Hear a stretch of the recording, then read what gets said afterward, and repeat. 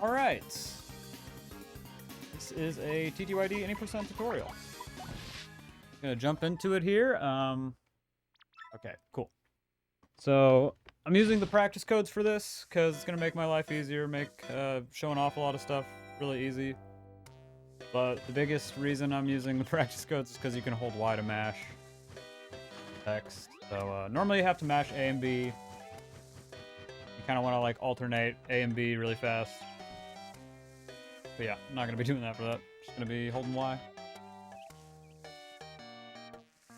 Yep, I'm recording a tutorial. I figured it was high time. So yeah, one of the biggest things I should say about this game is you definitely want to get the practice codes. Really helpful. No, I'll talk to chat, Tart. I just might ignore you also. Fine. Thank you, man. Yeah, definitely get practice codes. Practice codes makes things way, way, way easier. And yeah, I definitely will not be ignoring chat entirely because I'm hoping to get some questions and stuff. If people, you know, think of anything, that'd be great because there's going to be some stuff I forget to think about, obviously. But yeah, definitely get practice codes. It took me a really long time to get practice codes. But if you have a homebrewed Wii, it's pretty easy.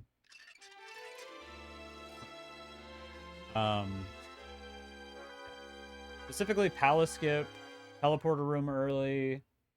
Those are probably going to be the two most useful things where you're going to really want to have codes. But yeah, really good for learning the game.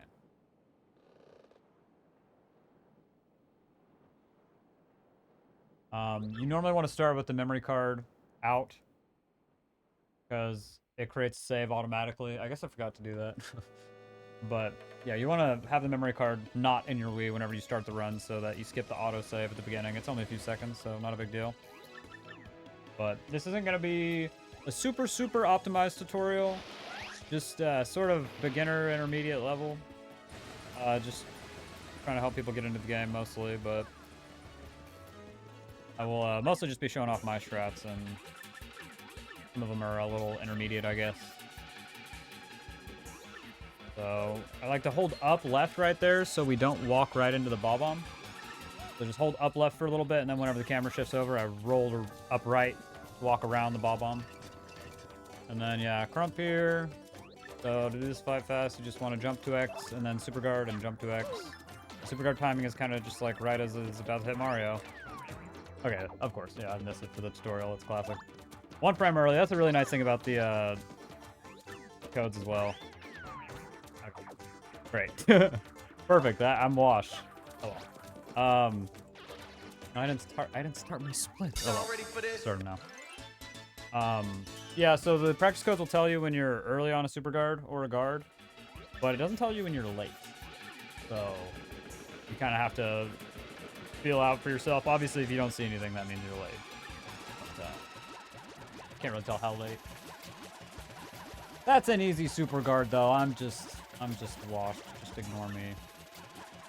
But yeah, you're just gonna hold up here. I like to hold a little bit up of left, or a little bit left of up, and then just get on the staircase. And getting that loading zone there. You can take that corner really tight. You kind of like clip through the wall, but you lose time sometimes if you are stubborn about it. So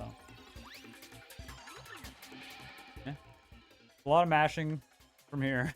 Prologue is mostly mashing until you get to blooper skip, which is like 10-11 minutes in, and then that's gonna be a lot of fun when we get there. But yeah, lots of mashing.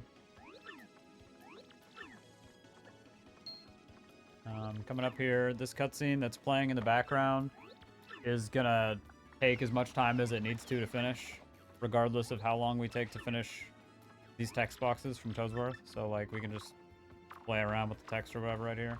One thing you want to note is you don't want to press Z and B on the same frame in this situation because that will soft lock. If you have a set of 3 text boxes and you're on the first one and you press Z and B on the same frame, that just soft locks on JP. So don't do that.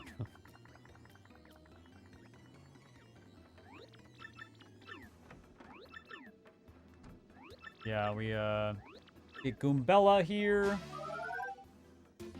And then we're just gonna be going up left here into Zesty cutscene to break the contact.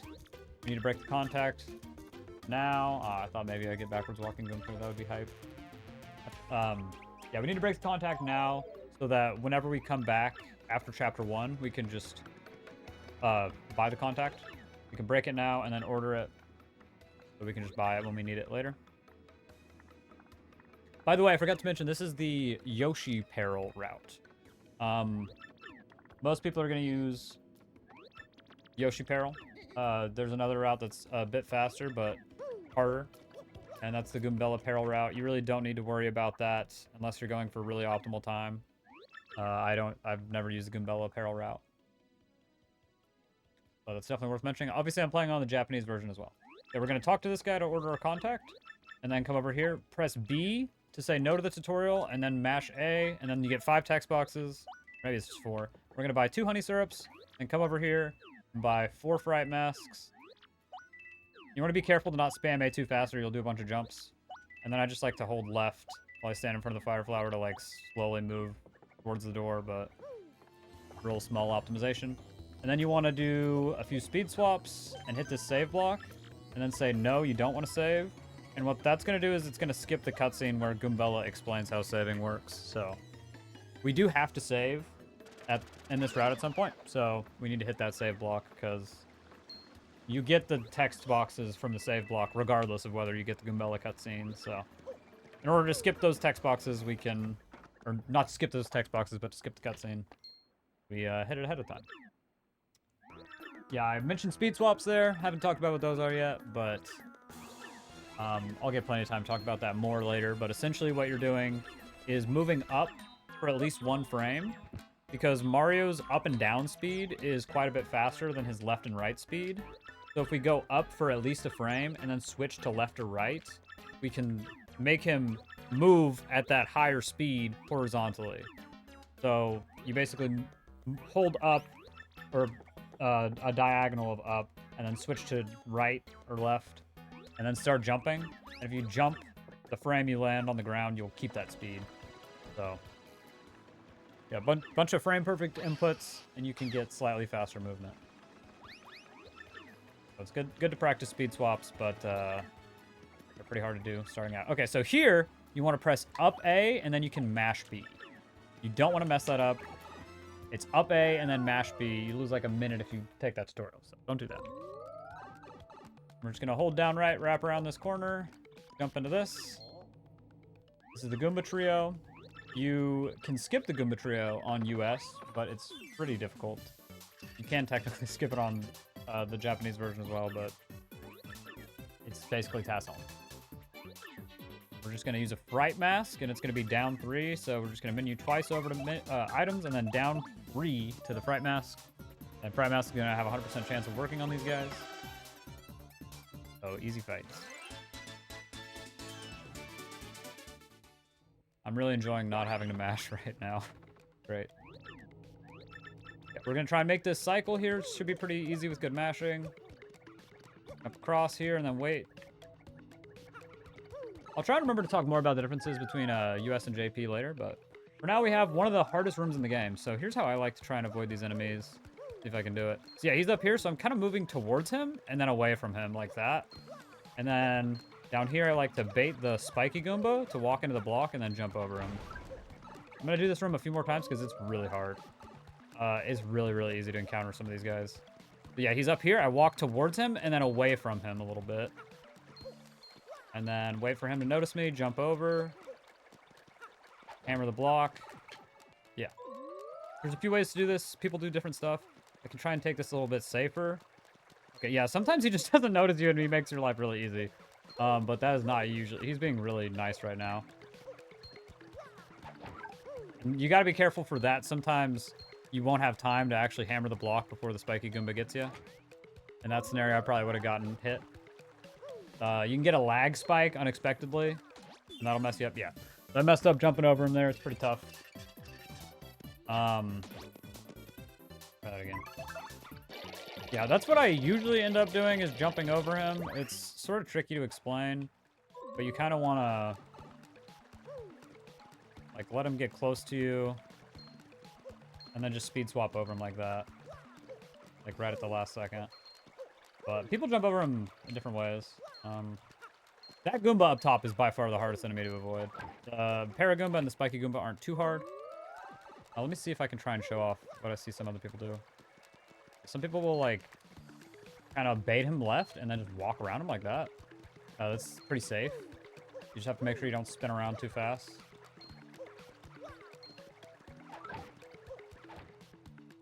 Okay. Yeah, really hard room. Not a big deal. You want to avoid encounters because they lose time, obviously.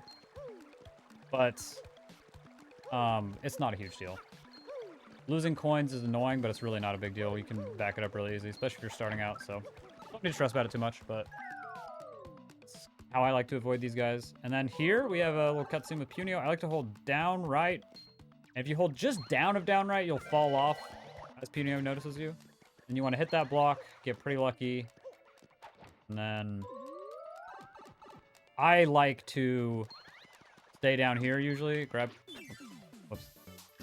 Usually, I'm grabbing pretty lucky there, so I have time to see where the Spinya is, and I wouldn't just walk into him like a dingus. Yeah, I usually like to stay down here and jump over him. But what you can do is just play it safe and go up a little bit. Grab pretty lucky, and then just go up here so you have more space, more time to react. Avoid the Spinya, jump on the switch. Not a huge deal if you hit these guys. Yeah. And get nice jumps up the stairs here. Make sure to get the key before we go to the chest room. You want to make sure you get the key before you try and jump down, because it's very annoying if you miss it. And then go in here. Okay.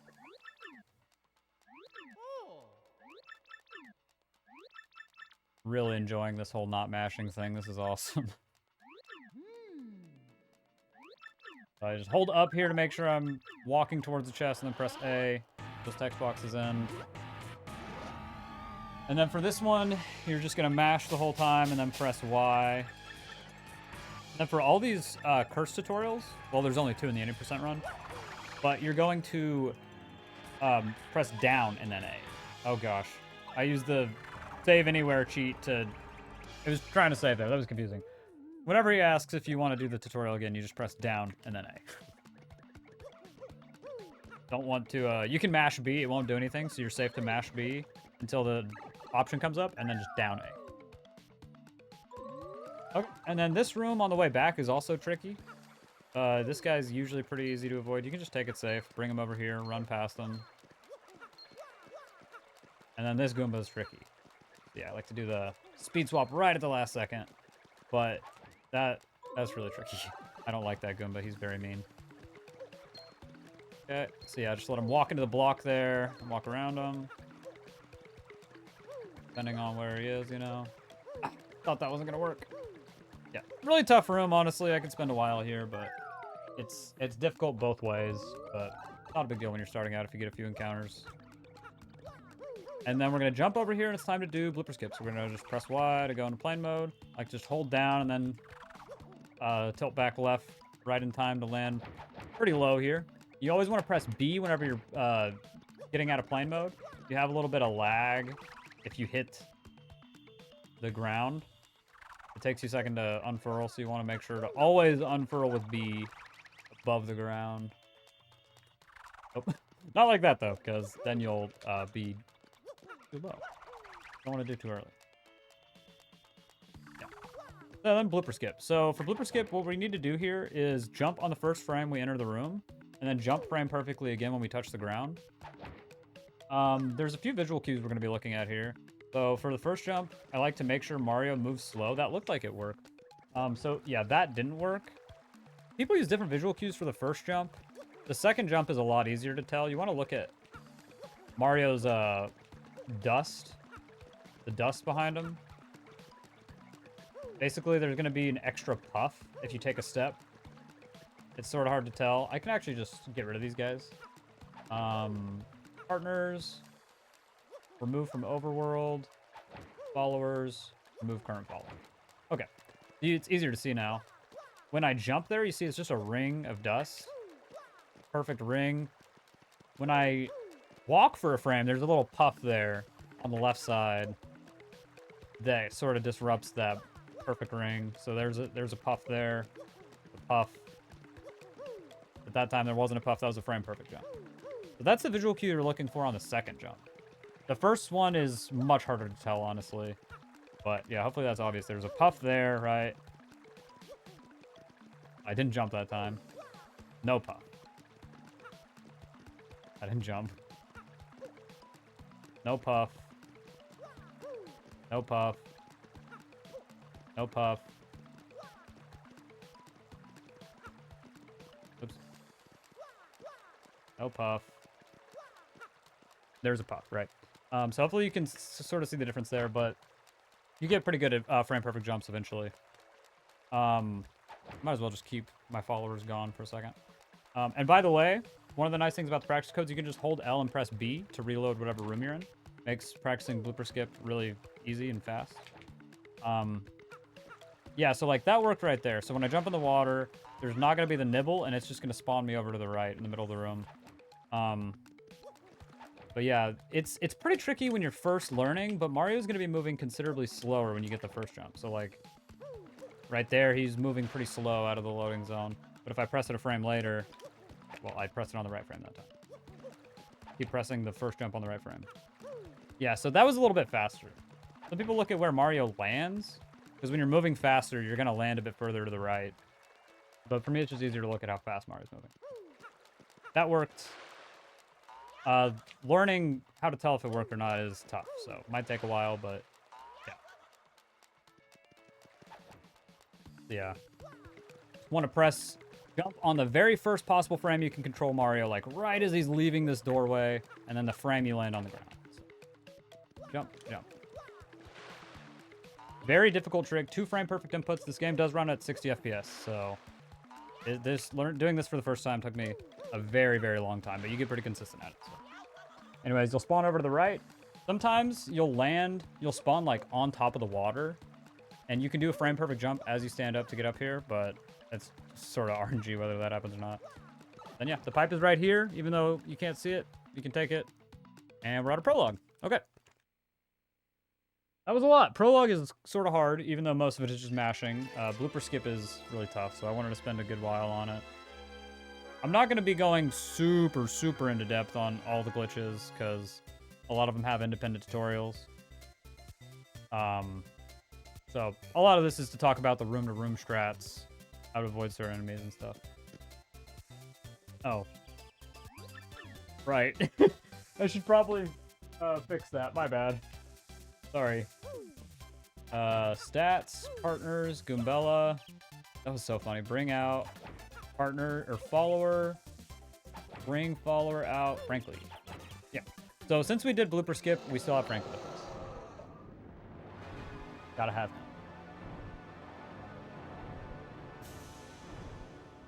Man, I'm yapping.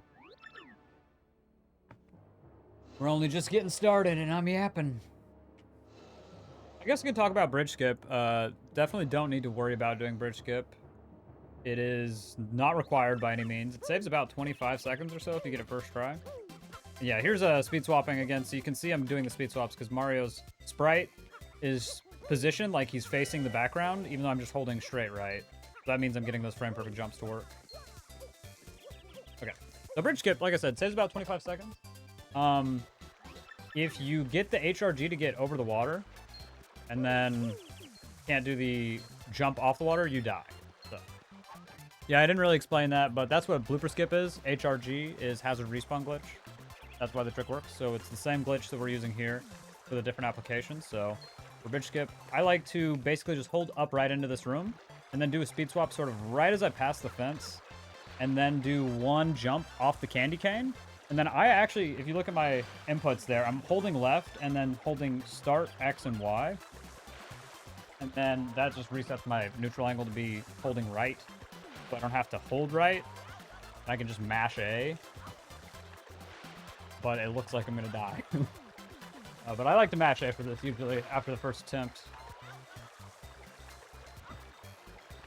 Okay, we'll just reset that. Still have HP. Yeah, that's the issue. Okay, we'll just fix my HP there.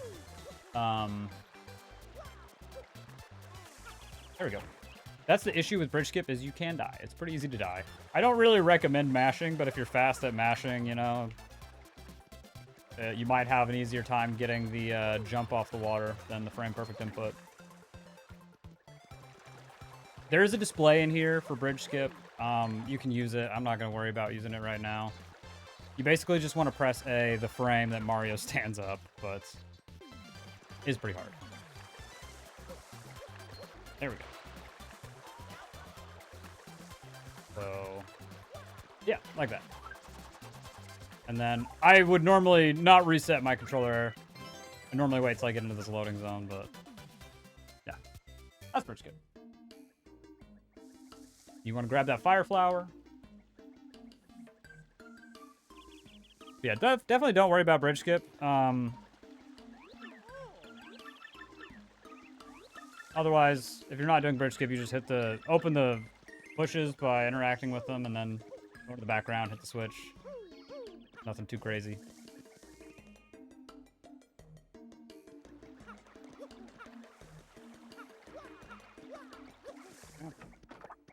I'm gonna reload this room because I like to normally I like to do this movement a little different. So you want to try and land on this piece up here, the little pink piece, so you can jump up to the top step. Bridge skipless. Yeah, I should show that. I didn't think about that.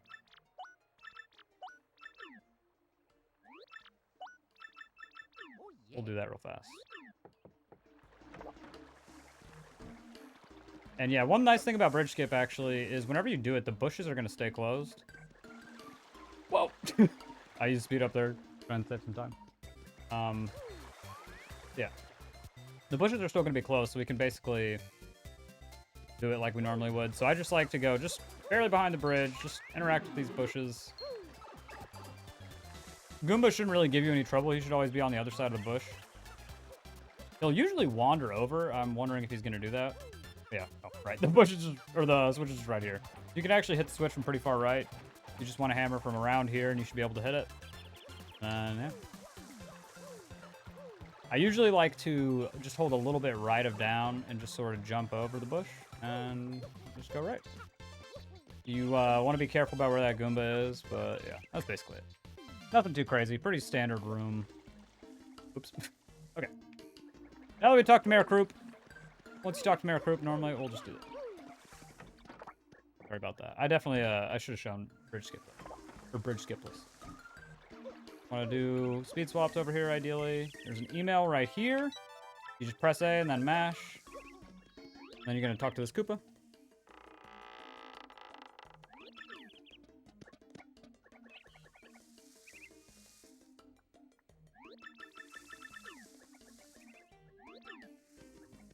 What is HRG? Yeah, you basically, the way HRG works, I could have explained that earlier. Thank you. The way HRG works basically is you're just jumping on the first frame that you enter the room, and the game needs 2 frames to set Mario's hazard respawn location.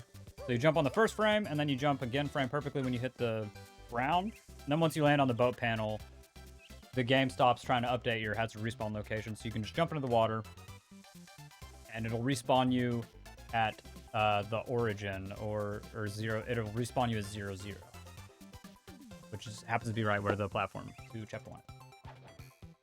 All right, so for this room, I sort of like to go up to the top side, look at where this Koopa is, just try and dodge him, and then bait this guy up top, hammer, grab the POW, and then just move along. It's a tough room. You can really, it's very easy to mess up. It looks easy, but I like to go up high a little bit because I feel like it gives me a little more time to, you want to bait this Goomba a little bit higher up, so you can run past him, just have a little more space. Sometimes I'll miss the, oh god. Sometimes I'll miss the block with the first hammer, and if the Goomba's far enough away, I sometimes have time to hammer a second time. But yeah, you want to be really careful. You're going to see a lot of strats where you sort of bait enemies to the edge of their zone before we avoid them. So yeah, that's really helpful here. Like to bait them up top. Pow. One more.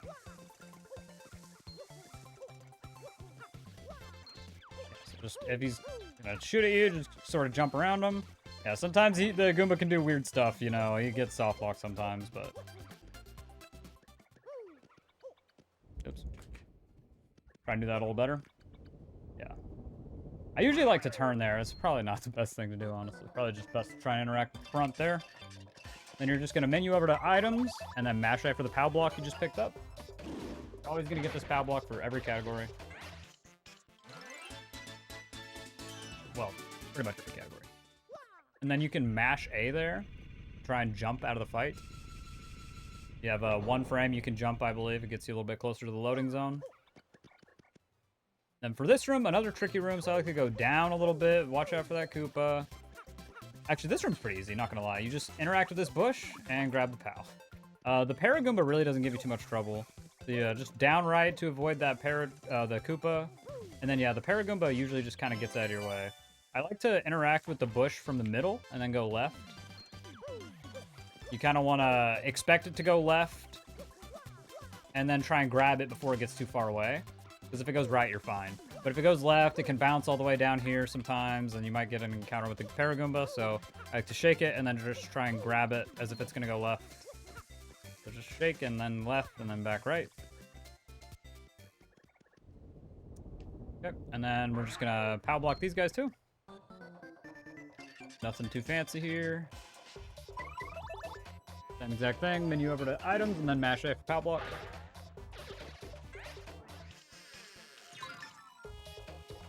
Yeah, that'll happen a lot. You'll get a lot of just RNG nonsense. Especially in this segment, the background really likes to fall right there after you use a POW block. POW blocks seem to make stage hazards happen pretty often.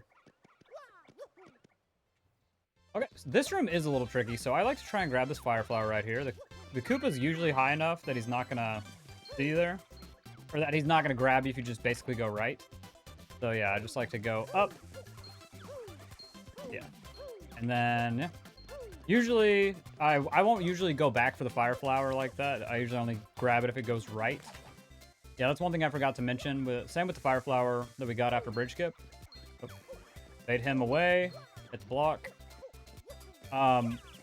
We want those fire flowers now, ideally, but it's not a big deal if we have to get them later, because we're passing through these rooms twice. So you just hit the block. If it goes the way you're going, grab it. If not, try and get it later. But for this guy, just do a few speed swaps, or not, I guess. Interact with them, and then it's like 4 text boxes maybe, and then mash A. Yeah. And then the answers to this quiz are going to be 1, 3, 4, 2, 3. You have a chance to get asked, "Are you sure?" on every question. It's always going to happen on 1 and 5, but there's a chance for it to happen on 2, 3, and 4 as well. So if you get lucky, he won't ask if you're sure. If you're unlucky, he will ask. We didn't get any there, so that's pretty cool. Does it not despawn when you leave the room? Oh, no. No, the item will stay. Yeah, you can hit the item and then not pick it up. And as long as you don't pick it up and, like, pick it up and then toss it. I mean, even if you toss it, it'll still be there.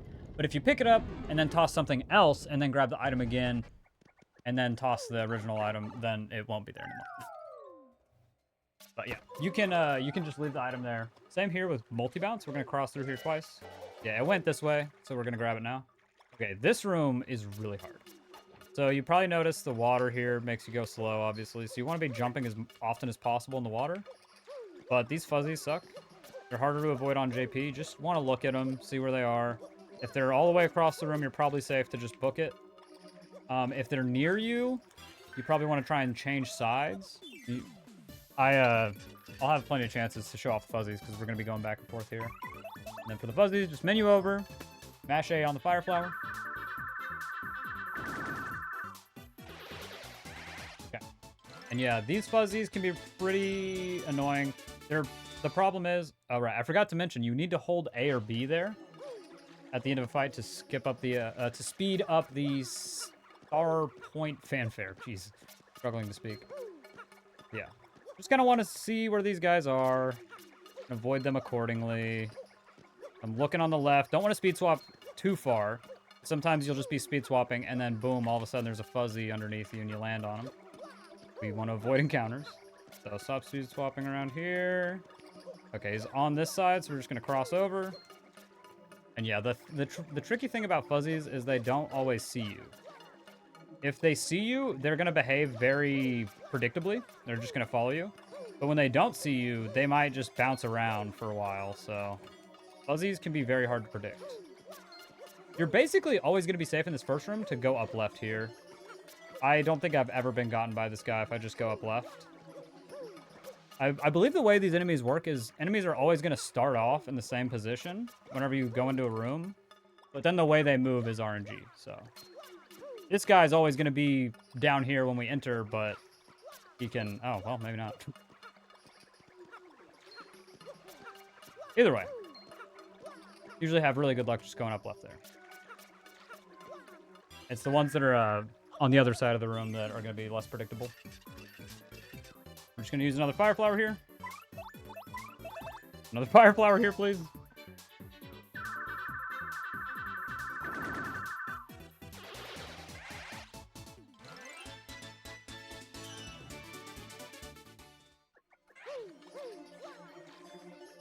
Okay.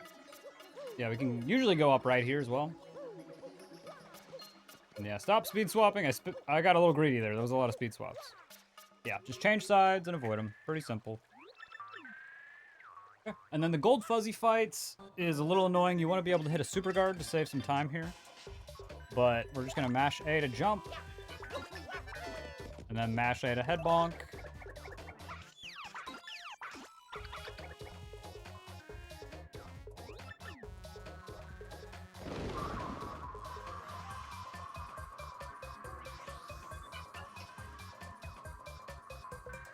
Okay. You want to make sure to guard these, especially if you did bridge skip. Well, really, doesn't matter too much unless you did bridge skip, probably. And just press B right before you get hit. Pretty late. And then we can just jump to X, and the fire flower will kill from here. Gold fuzzy only has 10 HP, so pretty simple fight.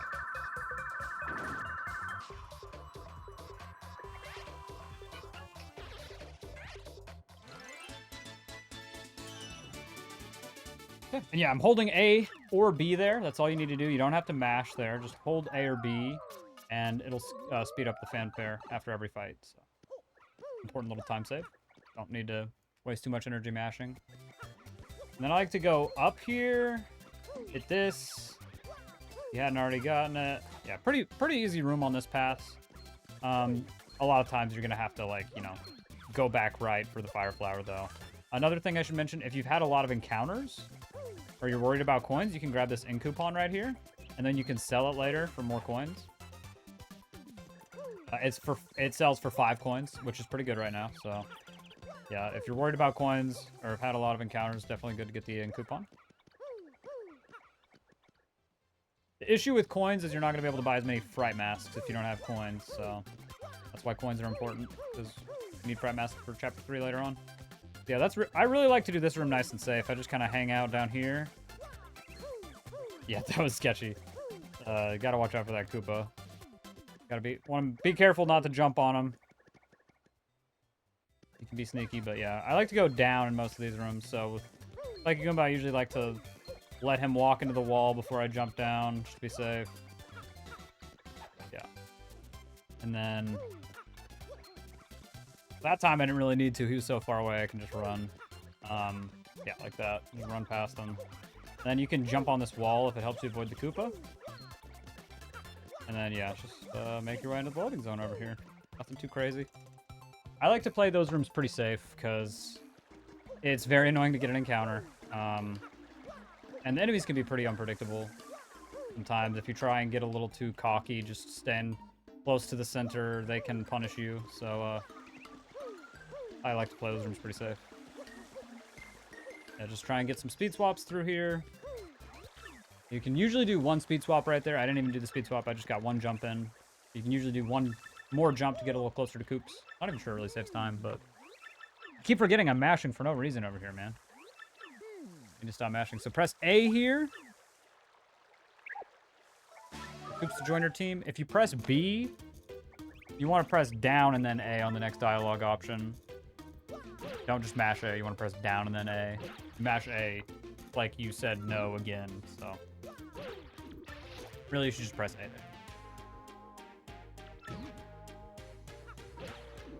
Yeah, we got our second partner here. Oops. Making some progress here in the tutorial.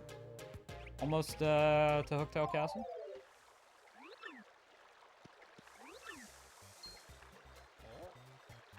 Sort of a lot going on.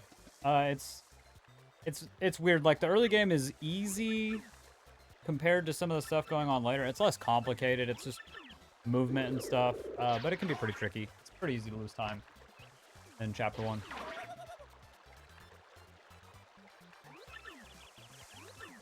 Okay, so we're just going to speed swap. Watch out for this Goomba over here. We're just going to use the bush here. Get on the other side of that. You do want to be careful, though. If you are too close to the fence, he can encounter you through the fence. So, you like to go down here. Watch out for the Paragoomba. Sometimes I'll come this way if I need close call still. Yeah, I usually like to go down a bit so you're nice and far away from the spiky Goomba. Yeah. Pretty straightforward room. Really depends on where the enemies are, but... Gonna put this stone in. Put this stone in.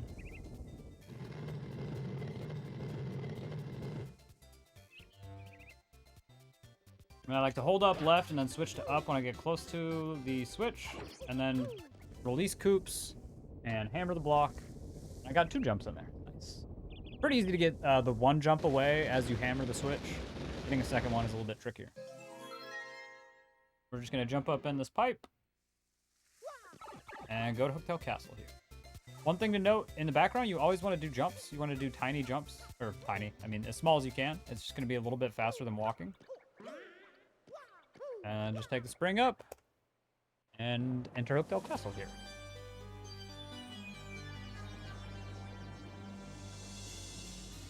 Okay. So, coming up, this is probably the worst room in the game. It sucks. Ignore my plain panel behavior. That's a bad habit. Shouldn't be showing off movement like that. Just do something normal like this. Just hold right. Just fly. Don't try and be too fancy. For this room, I like to go down right a little bit, not all the way down, and then look to the right. When he notices you, you want to move up, and then look at where this guy is. Oh gosh. Okay. Yeah. So yeah, you basically just need to react to where all the turtles are. This room really sucks, not gonna lie. Not a big deal if you get hit, just move on. But, yeah, so that guy, I could have just kept going straight right there because he was really far down. He's coming at me diagonally, so I have plenty of space to just keep moving right there.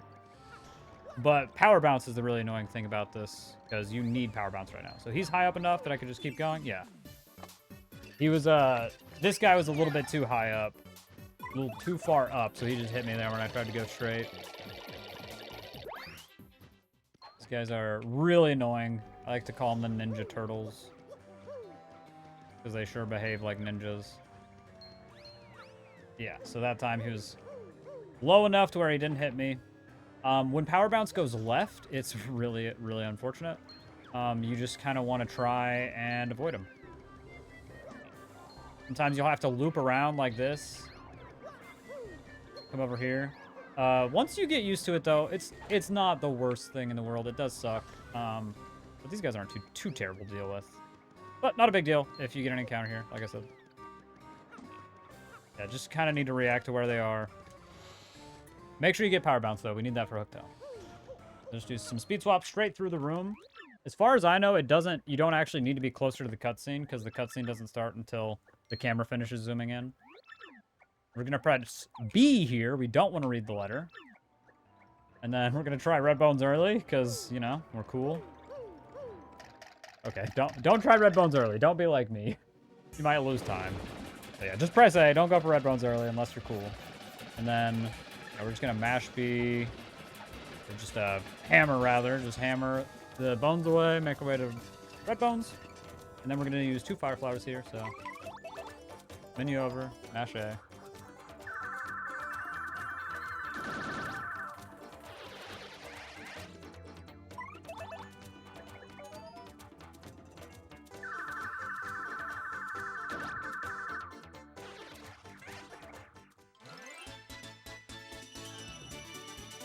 All right. I keep forgetting to hold A or B because I'm holding Y, which I would think does the same thing, but it doesn't. So here, very important. You want to upgrade BP. Do not upgrade FP. Very important we don't upgrade FP for the whole run. So BP, which is going to suck to not have 10 FP for Hooktail, but it's not a big deal. So I like to hold up right here, up against the wall, and then just go straight right, and then down. And this is flip skip. So you can jump over here from the second to top stair. You just want to set up coops. You can jump up back onto the stairs like that. Then just go all the way flush against the wall, hold up, and then just jump once you hit the lock like that. And then once you jump, you want to just barely switch to the left.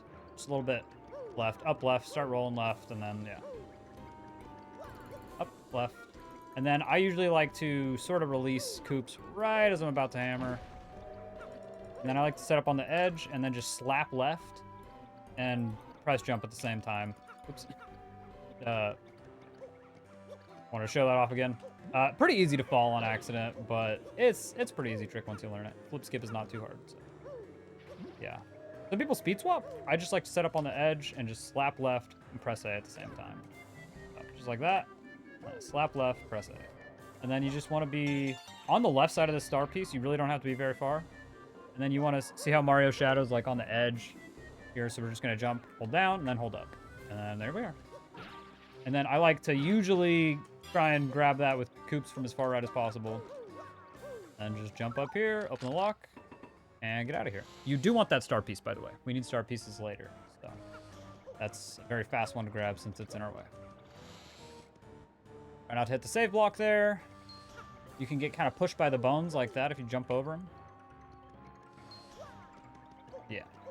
Little boost. Turn around, shoot coops. Through here.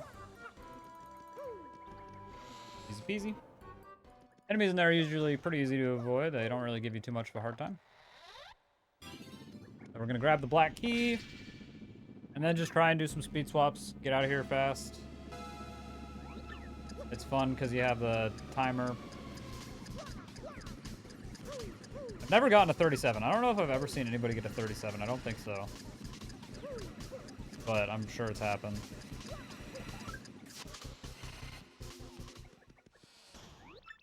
So just move a little bit down left, and then up into the chest.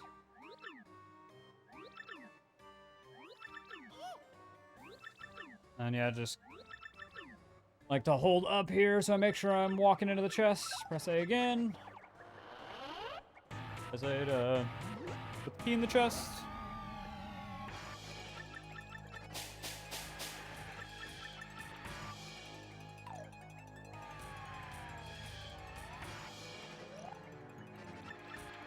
And down. Down A again. I just realized I should flip this upside down. I'm silly. Oops. Transform. Flip vertical. Yeah, there we go. That looks weird, but whatever, it's fine. Okay. Now that we got paper mode, we're going to come over here and get attack FXR. This Paragoomba just does weird stuff. He's usually not going to give you problems, though. We're going to grab it, and then as we unspin, we're going to open up the badge menu, and that's going to buffer Mario's unspin, so it happens during the pause menu.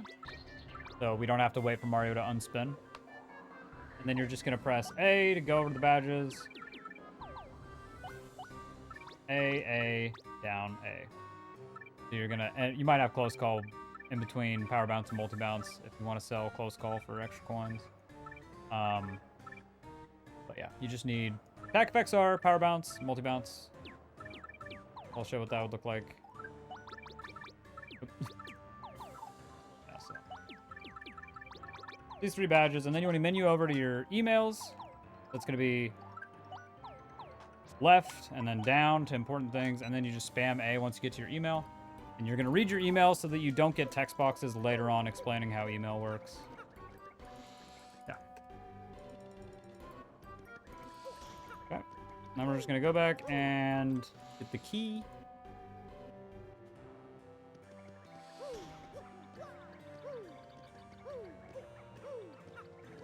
Yeah, basically same way you would move through. First time, just kind of hug that top wall. can hug the bottom wall too if you want. Some people like to walk through the middle and just avoid the dull bones, but I don't know about that. I have a pretty good time just being safe there.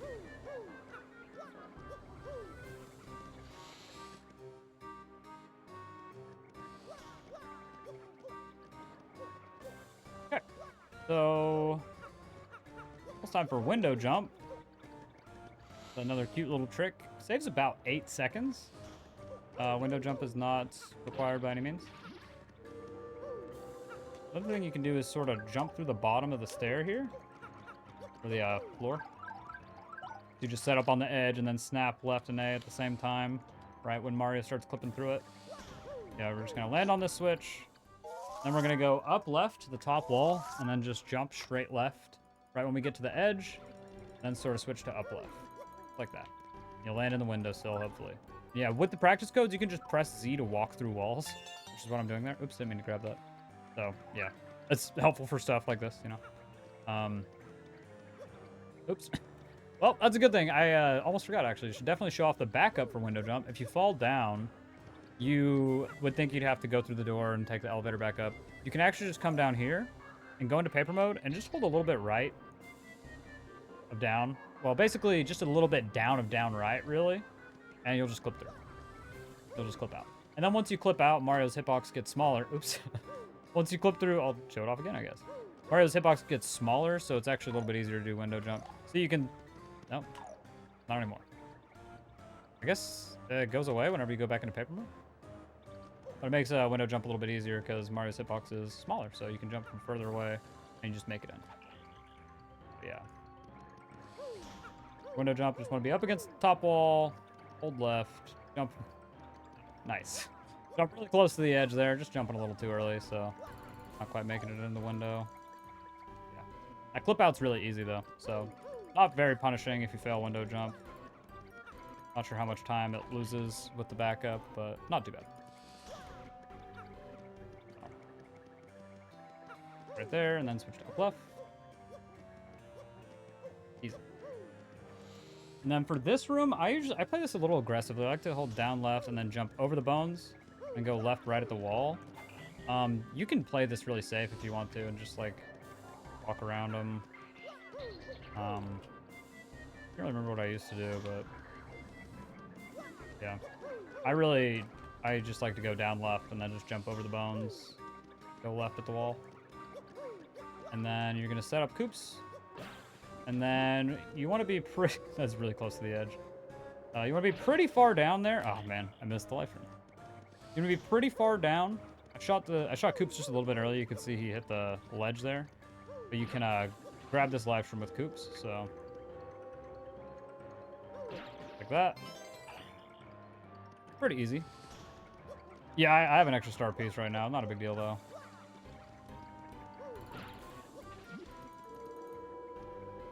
Yeah, pretty far down there. And that's right about where the life room is. We can do a jump there, similar to that one we did earlier to clip through the bottom of the floor there. I tried to reload the room, but I did a little bit too late.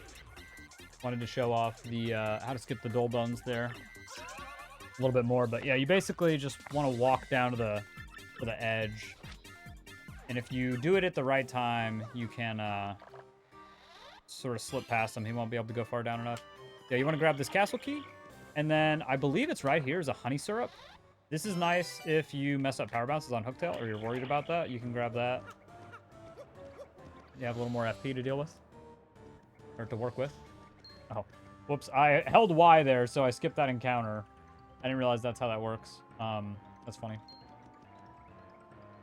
Want to reload the room from down here one time, just so I can show that off again.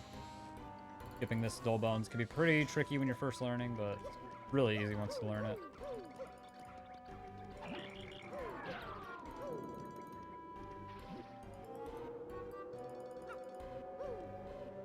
So yeah, just jump and then down left, and then you just walk past them like that.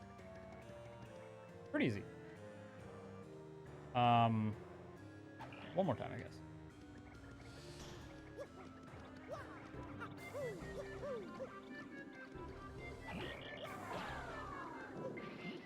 I don't know why I tried to do that so early. Gotta be careful about that.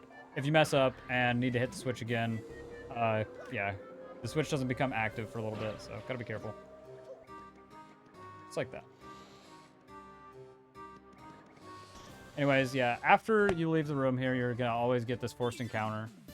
So, you're just gonna run away. You can skip it if you do like a bunch of frame perfect pauses, but yeah, come on. And then, yeah, you can press A. I forgot to mention this. You can press A after, like, as you're leaving a fight to get speed glitch. I actually missed it there. It's probably about a second after the fade out starts, maybe a second and a half. But yeah, for this room, I just like to go down to the bottom of the room and speed swap. Really, really simple. Just down here and speed swap. And you should almost always be safe from getting hit by the Koopa. And the Dull Bones is just too far away to catch up to you, so. Yeah. And then I like to get on the edge here, and then once he hits the wall, I want to speed swap over him. And if you do that right, sometimes he'll collapse and just leave you alone, which makes it a little easier. I like to jump from the second stair there. You don't need to do that. It's a little sweaty. You can just walk onto it if you want. You don't have to jump at all. But jumping from the top step isn't a bad strat either, because it's a little bit faster. A little intermediate strat, I guess. But whatever you need to do. We'll show one more. Force to fight him once you exit. Yeah, you always get that encounter after you leave the key room, because he's just on top of you whenever you leave, so.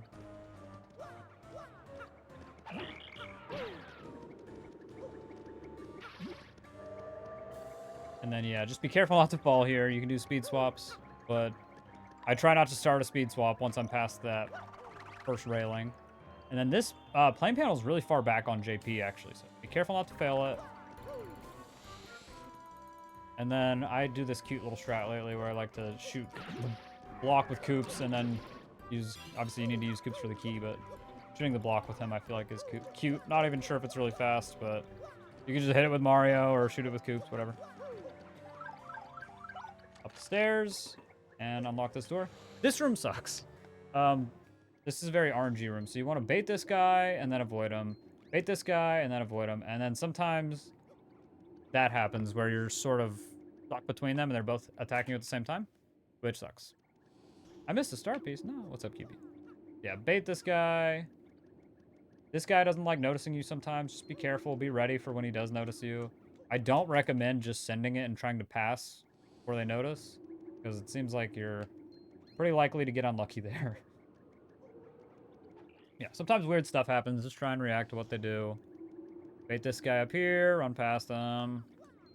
Bait, run. And then this room, you actually want to mash a... Well, you want to jump the frame. You touch the ground every time, ideally, but it saves some frames to jump up the spiral. Not very big, but like mash A here. And then gotta be careful for this guy at the top. So I usually like to let him walk into the wall and then run past. Very annoying encounter, honestly. Yeah. Go fight Hooktail here.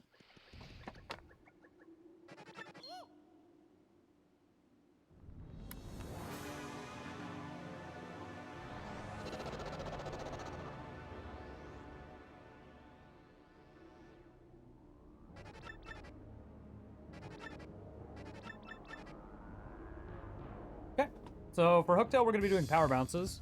The way power bounces work, it starts with an 8-frame window, and every bounce, you lose 1 frame on that window. So let's see how many I can get here.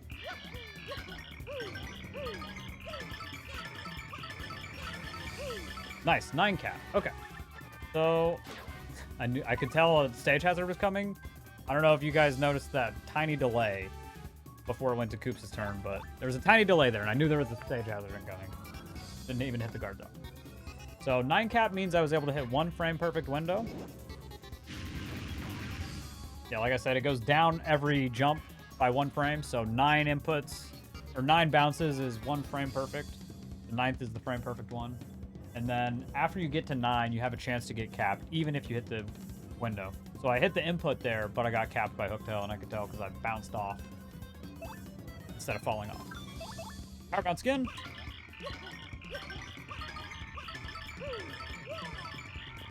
So 9 and 8. That's as good as you can ask for, really. 9 and 8 is exactly what you're gonna try and get. You can do more. More is great, but, you know, yeah, you need to get lucky to get more. Well, you can get 9 and 9 without getting lucky, but, yeah. Anything more than that, you need good RNG for. Menu over before you start spamming A to do the shell toss. Very important. You don't want to mash A there and eat your life shroom or something. You need that for later. Yeah, Hooktail is very, very hard. I had a great couple of bounces there, but Hooktail is very hard. It takes some time to get consistent at. Lose time here all the time, but not a big deal. Just keep doing jumps until Hooktail dies. Ah, so I got a 9 bounce there, and I didn't get capped. I fell off, so if I hit that last frame perfect input, I might have been able to get a 10 bounce, which saves a little bit of time, but we did not do that. Oh, right. Thank you for mentioning that, QB. Yeah, you want to fall for Hooktail's trap. You just want to mash A whenever she asks if you want 1,000 coins, because it's a little bit faster. Don't do that if you're going to die. If you only have 5 HP for some reason, or you're worried about missing a bunch of guards or something, you know, don't die. You can just mash B a bunch of times and not fall for the trap. But it is faster to fall for the trap. Unless you mash B on the first one, then you just want to say no the rest of the time. If you accidentally say no, it's faster to not fall for it second or third time.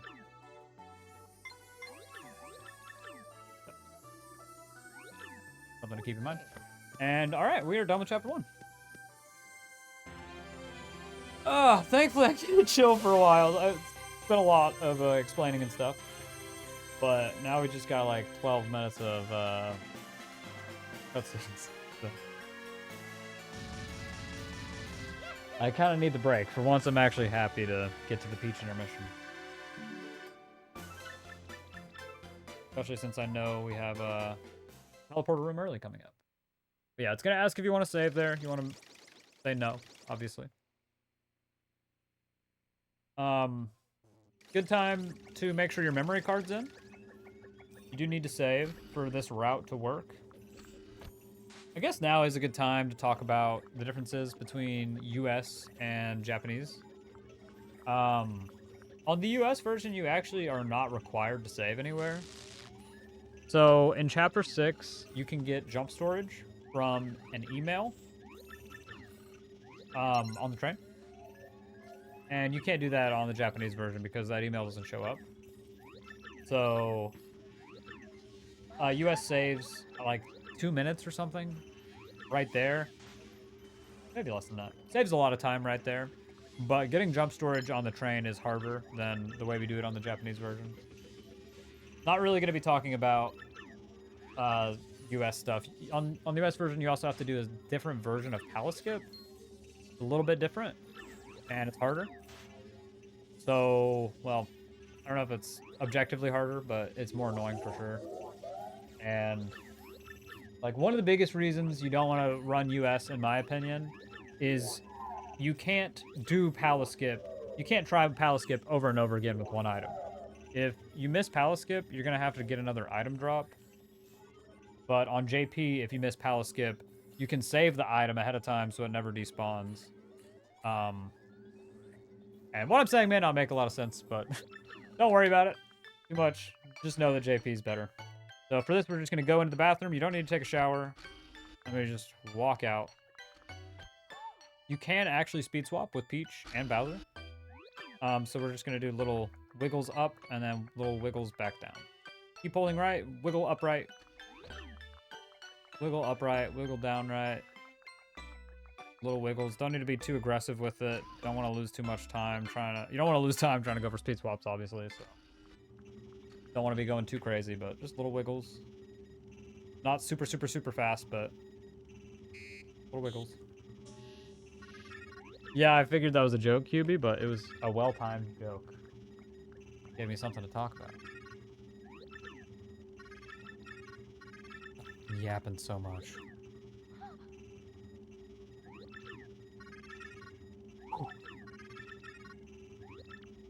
Sit here and be quiet for a second.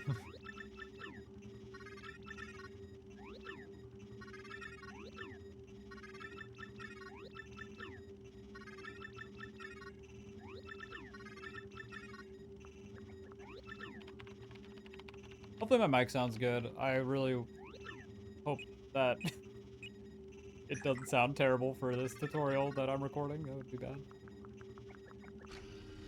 I'm silly? Me? No.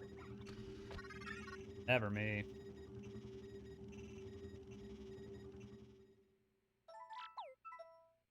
Yeah, just mash B again there at the end of that to avoid saving.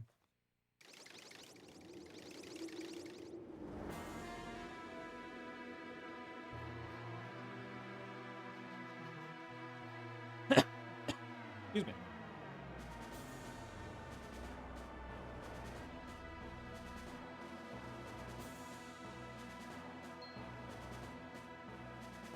Oh man, I'm sure there's so much stuff I'm not thinking about, but you know, I'm doing the best I can.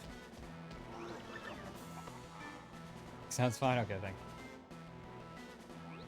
Yeah, just gonna do little speed swaps here. I like to go upright, and then down right, about until I get to the hammer bro, and then upright again. But yeah, don't need to stress about doing speed swaps too much at all. I honestly would be kind of surprised if I consistently save time with speed swaps here. It's such a small optimization. It's not something to stress about too much. If you just want to hold right there, you'll be totally fine.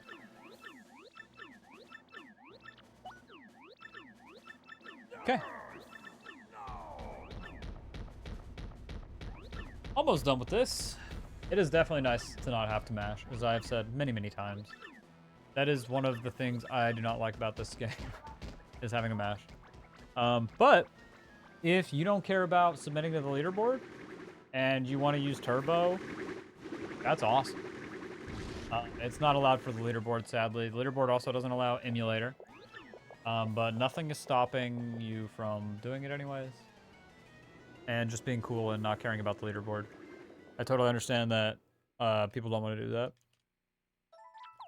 And mash B again there, of course. Skip the save. But yeah. Not mashing is very nice. I'm enjoying this run because of that. So we're going to get Mega Rush P here. Behind this fence.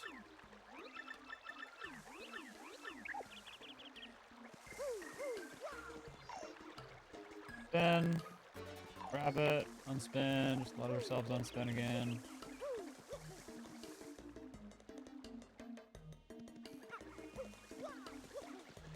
Do some speed swaps. Or not. Right. Cutscene happens right there. Thought it started a little bit earlier.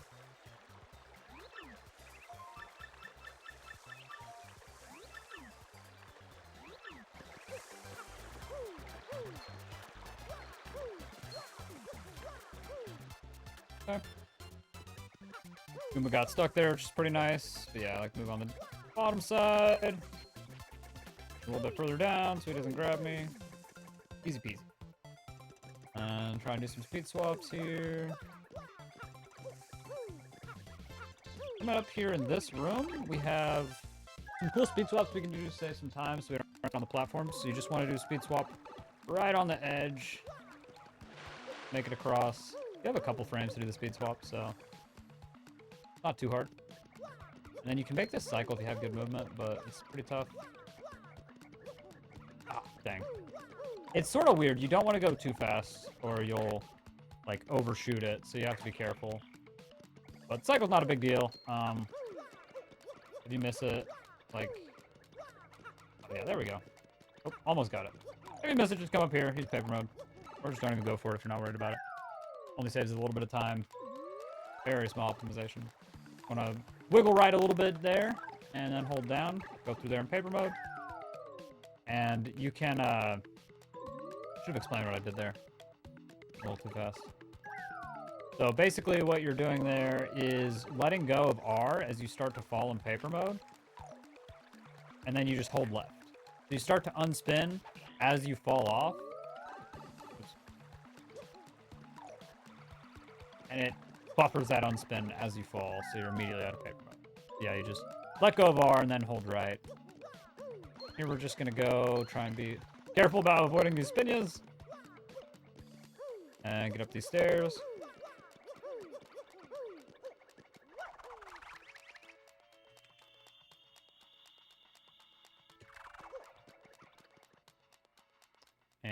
go stand on the pedestal here. And then this is basically your only good bathroom break in the run. You got like 45 seconds maybe. That's it. Oh.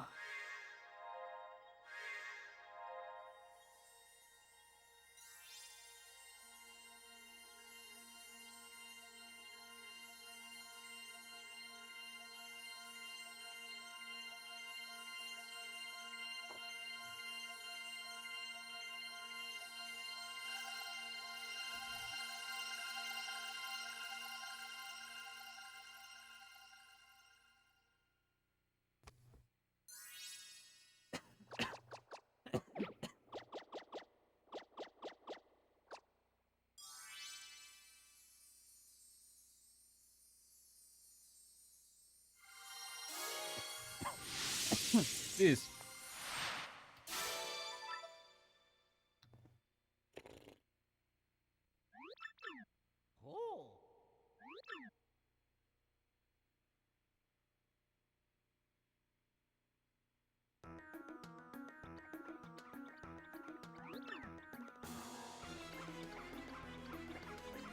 Okay.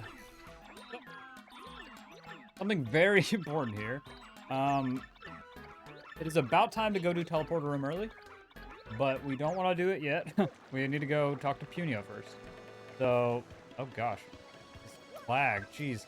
The lag in the practice hack is really weird sometimes. Watch out for that. You won't usually get that sort of lag specifically right there. That was a practice codes thing. Excuse me. Jeez. Yeah, very important. You can't finish the run unless you come down here and talk to Punio. I want to talk to him twice so that he opens the entrance to Chapter 2, which we're going to need to take later.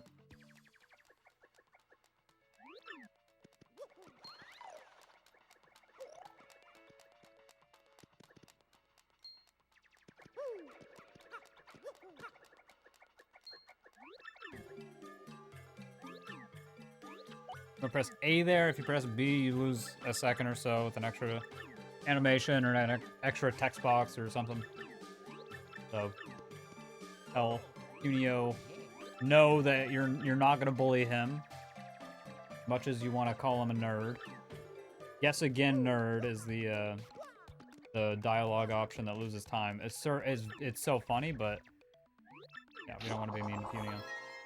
So yeah, open up the entrance there, and then we can leave. Spin here, hold left. Okay, and then a backup here you can do, as well as the ink coupon I showed you earlier. If you need this, you can grab a fire flower. This is also worth 5 coins, so if you're at 5 coins and you grab the ink coupon and the fire flower, you're fine. That's basically as much money as you would normally have.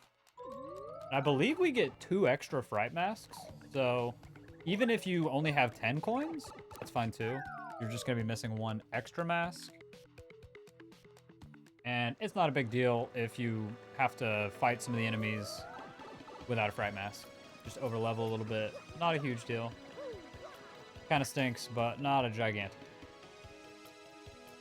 Sort of up to you if you want to play a little bit riskier and just get 1 less extra mask or whatever. Yeah, we're going to go sell our items here besides fright masks. So, fire flower. Live stream. I don't need to sell the honey syrup. I grabbed that, but I didn't really need it. I just grabbed it to show where the honey syrup was. So we're going to buy until we have only 10 coins or more left. So we don't want to buy under 10 coins. We stop at 12. We need to afford the contact lens. Make sure you have at least 10 when you stop buying fright masks. And then give the contact lens to Zesty. We also got a mushroom from shop points when we were buying those masks. So that's in our inventory as well. And now it's time for everybody's favorite, teleport room early. This is going to be really fun. I actually use a different control stick. Or a different controller, rather. I'm just going to switch this really slowly, whatever. I use a different controller for teleport room early because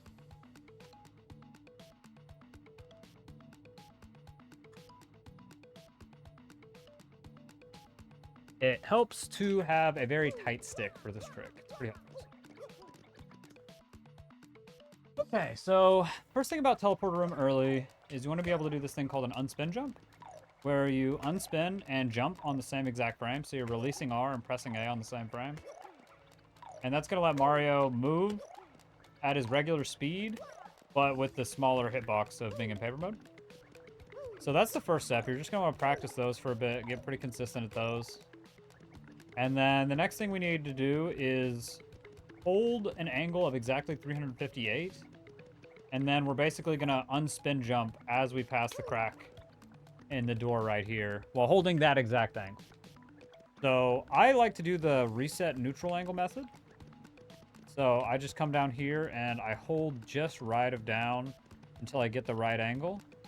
And I'm looking at the edge of the teleporter room, and the way those pixels are moving, I can tell I have the right angle.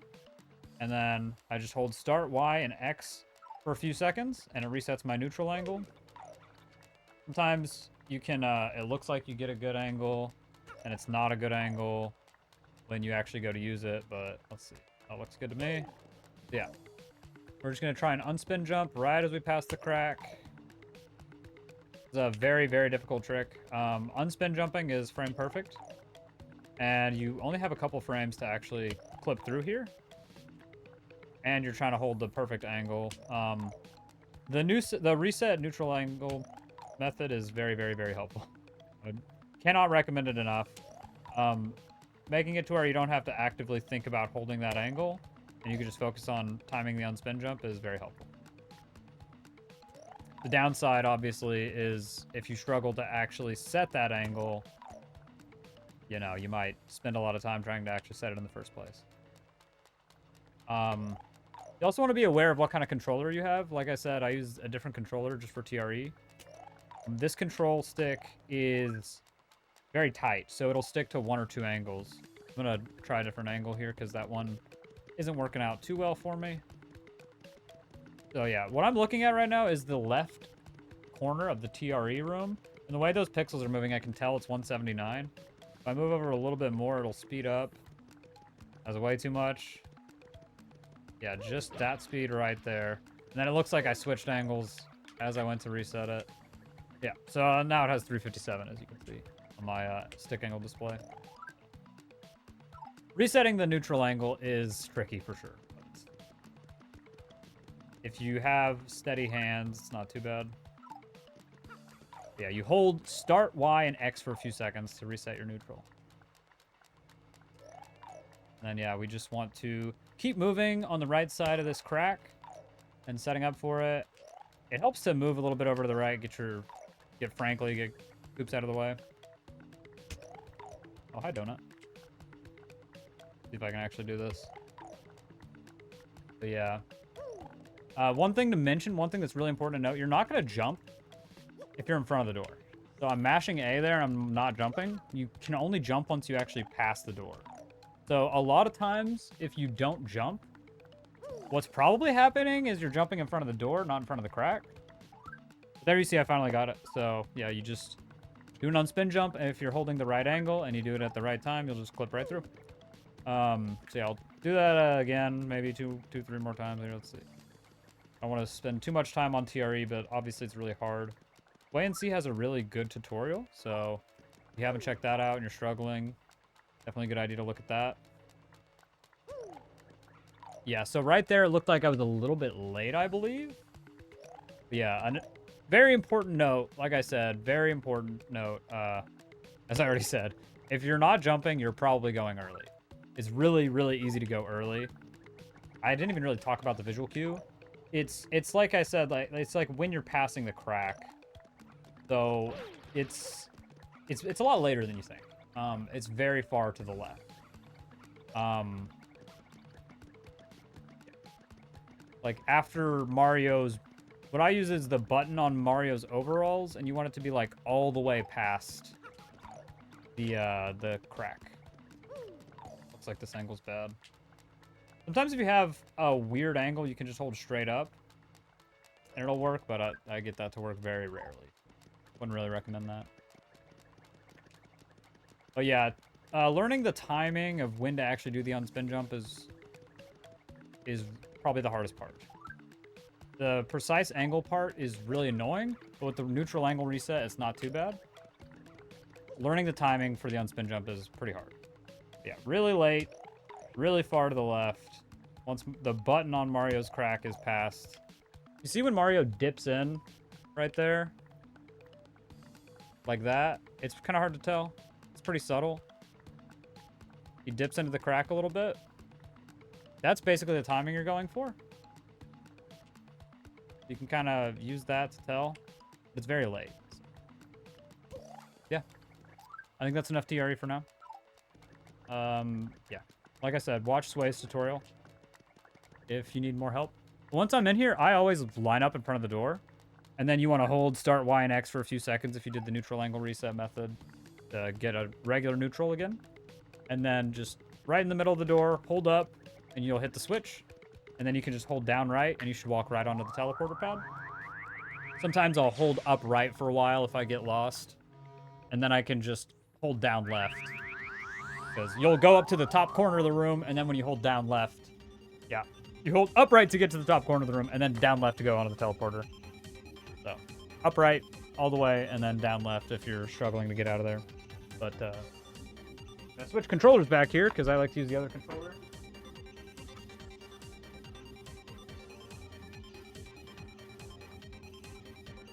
I like to use my other controller for everything else that's not TRE, so. Yeah. Yeah, for this room, I like to hold down right, but I like to, like, wiggle right a little bit. Because if you hold down right, sometimes you'll get stuck on this, and you'll get hit.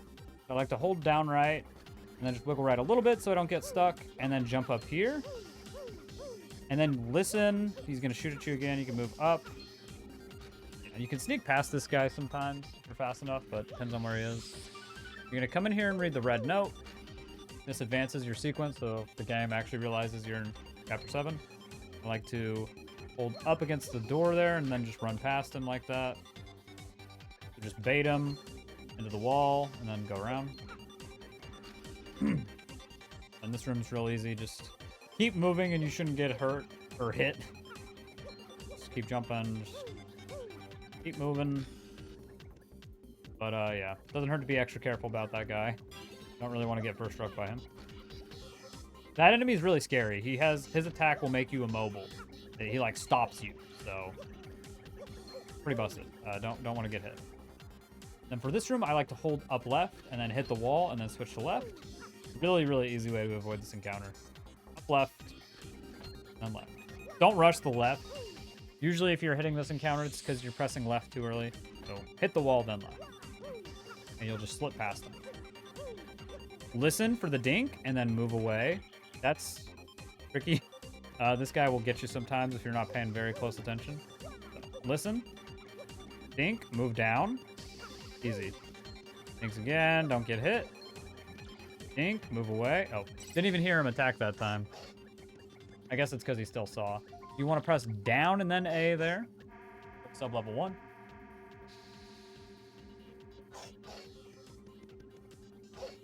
And then bait this guy to the edge. Come over here. Code is 014029. Oops. And then sometimes whenever you put the code in, the guy will respawn on top of you. If that happens, you can like wait a second before you clear the text. And that way you won't encounter it. Answers here are 3, 4, 2, 3, 1. I forgot to mention, I think, backup questions. Really easy way to remember. The first quiz, the backup questions are 1 and 2. And then the backup questions for the second quiz are 3 and 4. So 3, 4, 2, 3, 1, 3, 4. And then 1, 3, 4, 2, 3, 1, 2 for the first one. Right, obviously that makes sense, right? Sure. But yeah, 1, 2 for the first one are the backups, and then 3, 4 for the second one. I like to do a little coops buffer there, so I press X and left at the same time. So I move a little bit towards the left as I grab the key. And then, yeah, for this, you just want to hold down left until you hit the wall. And then left, and then jump up here to avoid this guy. Really, really, really easy strat. Left. Once you learn it, it's pretty easy. This guy can be kind of annoying to avoid otherwise, so. Take the free movement there. Then you're going to go down again. Down 1. Up level 2.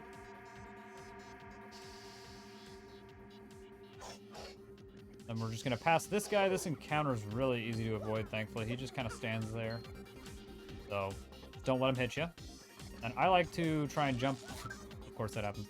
I like to try and do a little down speed swap. Oh, well, I guess we're not doing that. Just kidding. Okay, yeah. But if you don't want to do that, you can just jump down. Down. And then you can see the path on the wall there. Down. This way, up, and then left at the top, and then down. And you can do a tight jump from here, but not a big deal. Barely saves any time. Very risky too, so.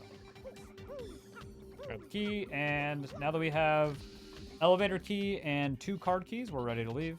Just hold down right to avoid this guy. Listen. Think. Move away. Open the door. Hit the switch. That happens a lot. For some reason, every time I try to walk on the teleport pad. I think it's like the loading zone's not active or something yet, so I always walk past it and then have to go back up. Okay. So now we're going to get jump storage. Should definitely go ahead and explain what jump storage is. So jump storage is a flag in the game. I can go ahead and turn the display on here. Jump storage. So if we set up coops over here and open the door a few frames after we use coops, so we basically just set them up over there and then press X and then A few frames later, we'll get jump storage. And what that does is it basically lets us fly. But first we have to walk up a step like this stair right here. We increase Mario's Y velocity, and then we can fly like that. And with the practice codes, you can just mash Y to get jump storage for free. And then you see if I try and jump without actually walking up a step, you just don't jump. You need to walk up a step, or else you will not be able to jump. Very important. You also have to keep moving. If you stop moving, you lose Y speed. You don't jump. See? So you have to not let go of the control stick, or change, if you change directions and or neutral for a frame or whatever, it won't work. Yeah, so this jump storage is pretty easy. Coops actually will stay over there for a long time, so you don't need to rush it. You can let go of X and wait, and go for it. But yeah, it's just X and then A, maybe 3-4 frames later. So we're gonna get jump storage. Do one more here. Oops. Yeah, so that time I pressed A little bit early. You can tell that's early because I'm entering the room. If I jump on coops but don't enter the room, that means I was late. Right? So if you're opening the door, you pressed A too early. Like right there, that was too early. If you're jumping on coops, you pressed A too late. If you're jumping on coops and opening the door, that means you're not far enough right. I'll try and make that happen. If you jump on coops and open the door, that means you got the timing right, though. I thought that wasn't going to work. I thought for sure coops was going to be too close. The reason coops needs to be far away is because I believe you get an additional frame of delay whenever coops is far enough away from Mario. So there you see I open the door and use coops at the same time. That means you have the timing right, but you're just not far enough left. So I like to hold up left a little bit to scroll the camera, tap back right. You can see around the corner there. I don't even know if I mentioned this yet, but yeah, the visual cue for this is Koops disappears there. You see he goes off screen for a bit. Whenever you miss it, he'll stay on screen. Sort of important to mention, yeah, the visual cue there is Koops disappearing for a little bit. Look at the edge, and he vanishes. You know you got it. A pretty easy visual cue once you learn it. Something to mention, the visual cue does seem a little more subtle on US. I don't know if that's just me, but it seems faster on US. So if you are running on US for whatever reason, which I do not recommend, visual cue might be a little bit harder to see. So we're going to take the jump storage. By the way, you don't want to jump. Whenever you jump, you lose jump storage. So Don't press A until you're actually ready to do the super jump. We're going to come over here. A lot of people like to use this step over here. Most people do. I like to use this step over here. I like to hammer in front of the step to make sure I'm actually in the right spot so that I don't just move right and press A down here because I'm not going to be able to do a super jump then. So just hammer the edge, hold right, jump. I like to wiggle down just a little bit to make sure I don't hit this end wall. And I like to set up here on the edge. And then it's just like flip skip. You're going to do a full jump, hold down, and then... don't do that. So yikes. I held down a little too much there. So, yikes. I normally don't get so close to the edge. Let's try that again. Okay. Yeah. There's also another method you can try it on the edge over here, but yeah, like this usually. So you just hold down, hold up, and then start mashing A. We don't have super boots, so we can just mash A. You come back and have to do this later, whenever you have super boots. Come on. Why am I not getting this? Whenever you come back with super boots, you have to be careful about when you press A, because if you do a spin jump, then you won't open it. Unless you do it at the right spot. Very easy to spin jump too early. Come on.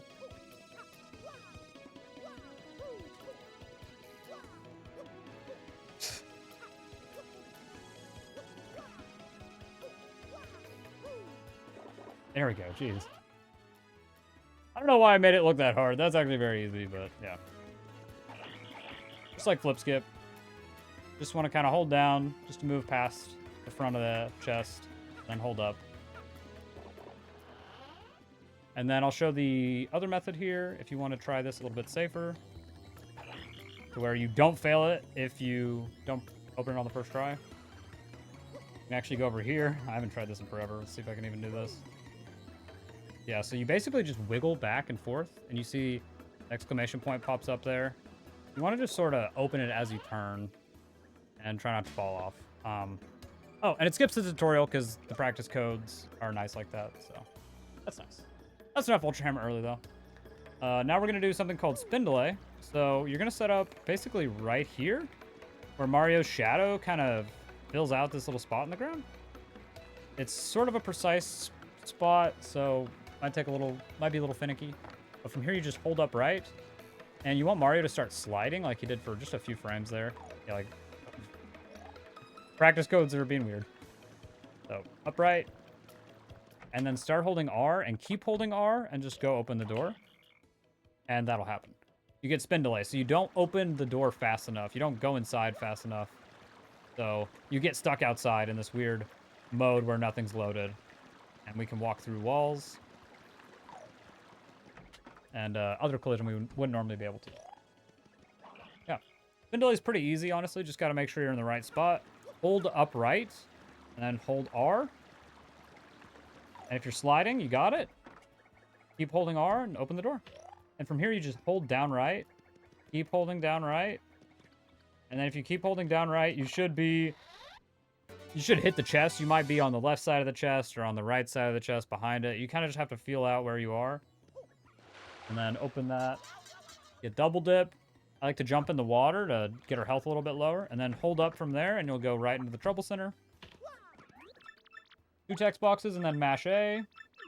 Then you want to go up 4 to Frankie. And then if you want to do a little lag reduction, you can just jump around and press Z. Sometimes that helps, but yeah. You can shoot coops to reduce the lag, but the lag is just kind of crazy on the practice code, so just very laggy. But yeah, having that wall down in front of Frankly's, as well as everything else loaded at the same time, creates a lot of lags. You can try and do an unspin jump there to get in the pipe a little bit earlier, but not a big deal. Oh, I tried. Yeah, we're gonna do so just down, wiggle right, let go of R, hold right, unspin fast there, jump into the pipe. And now that we got Ultra Hammer and Double Dip, next thing to do is to go do Jabby Hive Skip.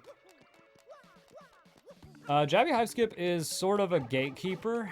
It's unfortunately a little hard, a little bit difficult to learn. Once you figure it out, it's usually not too bad, not as hard as TRE or anything, certainly. So for this room, by the way, piranha plants are very interesting. How you want to avoid them. You want to go around them in like a semicircle, like this. So I go down and then up. Make a little half circle around them. Watch out for the cleft. That's going to make them stop following you if you do that, though. So down, up, and then they just leave you alone. So that semicircle strat's very good. And then, yeah, just try and save a little bit of time by jumping through the background here. Oh, man, I just realized I'm messing up my worst segments so bad. That's funny.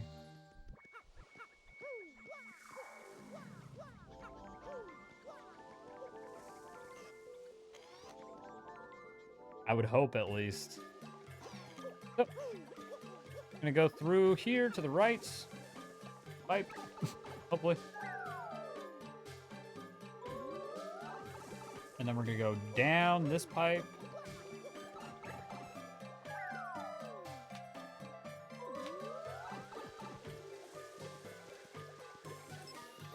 I like to hit this switch, just to make it easier later. For that door, so we don't need to open the door when the X-Naught's in the way. And then for this room, I just like to hold down left, jump, hold up right, jump. Bam jumps, and the piranha plant should never give you any problems ever. I don't even think it matters if you jump, honestly. Just down left, up right. And now it's time to do Jabby Hive Skip. So what I like to do here is enter paper mode. And I'm looking at this flower pattern on the ground. The like vine in between the leaves. So I basically want Mario's shadow to just barely not be touching the vine. So like, right, that's about as good as it's ever gonna get. And then usually what I would do is, as I unspin, I open the pause menu, switch to Goombella. What you're gonna wanna do now is Goombella buffers. So you press X, and then you wanna press a direction a few frames later. I think it's 3 frames later. Very hard. Goombella buffers are very awful. I really don't like them. But if you get into the perfect position, you should only have to do 1. I always go for 2, though, because I never know if I actually have the position right or not. So I always try to do at least 2 Goombella buffers. So X and then left. Very fast, but not too fast. So there you can tell I got it because Mario moved left and used Goombella at the same time, didn't take the loading zone. So yeah, I got a second one there. So from here, you can just hold up, and then you go into paper mode up here. And what you're basically going to want to do is release R, and then at the same time, or like 1 or 2 frames after you release R, you want to start mashing A, press the D-pad, and start holding up. So, yeah, that time I didn't jump. Yeah, so I got the jump off there, but didn't quite clip through. Oops. Yeah, I've been struggling with Jabby Hive Skip a little bit lately, honestly. I think my biggest problem is not pressing a D-pad and jump at the same time, which is what you need to do, so. Come on.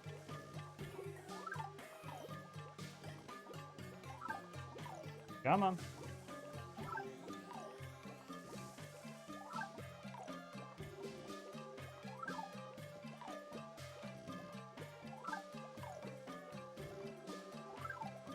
Come on. It is a little bit easier if you do it further to the right. Makes the frame window for when you need to do the inputs after you unspin a little bit easier. Yeah, so like that unspin probably wouldn't have worked if I was further right. It's tricky. As you can see, I'm struggling with it, and I called it easy even. Yeah, Jabby Hive Skip can be hard. There we go. So it's the inputs are just sort of a lot. It's a lot at once. It's basically up, left, and mashing A at the same time. So you want to mash A because you need to close the pause menu so that you can actually move in time to clip through the wall. You have to we're opening the partner menu so that we can close the menu by just pressing A. So yeah, Jabby Hive Skip is really tough. There are probably better tutorials on it. I know Glenn has a pretty good tutorial, but yeah, you basically just want to, you hold up against the wall until you start vibrating. At least that's how I always like to set it up. I find it helps if I just take a little bit of time, try not to rush it too much after releasing up. But yeah, you let go of up, let go of R, and press D left, start mashing A, and hold up. And yeah, getting the D-pad and the A input on the same frame is the real trick to it. But it is important you do everything else too. You need to start holding up or you're not going to go up through the wall, so. Come on.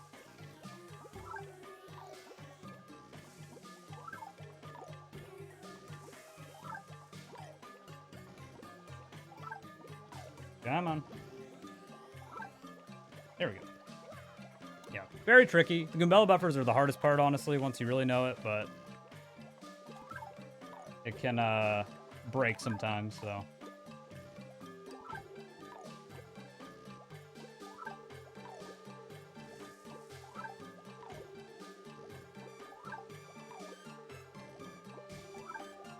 Come on.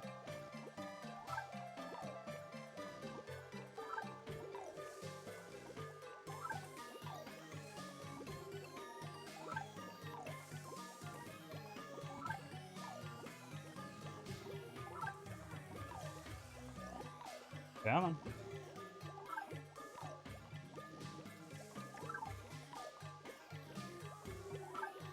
Yeah, I need to practice my Jabby Hive Skip, yikes.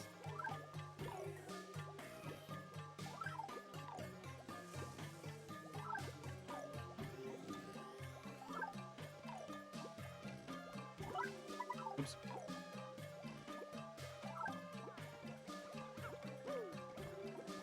You just want to navigate across the seam here. Seam is really big, so you don't have to be too careful, but you don't want to come back in bounds here. You have to do the trick again. So usually like to line up like that, where I can kind of see Mario's nose poking through, and I should be able to just hold right and take the loading zone there.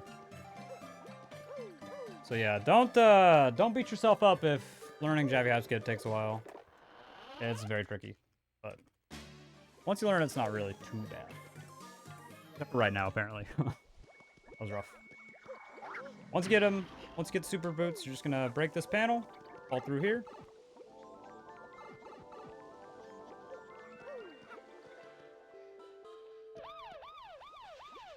And you're actually just gonna get kicked out of this room.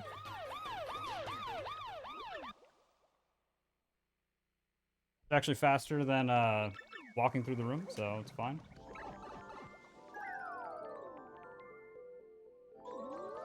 And then for this room, you can try and do speed swaps the whole way. But yeah, you're going to want to do the semicircle strat, or you can just kind of keep moving away from them. So what I'll usually do here is just like, yeah, so fall in front of me, move away. They're being kind of weird. You guys not following me. Yeah. Here.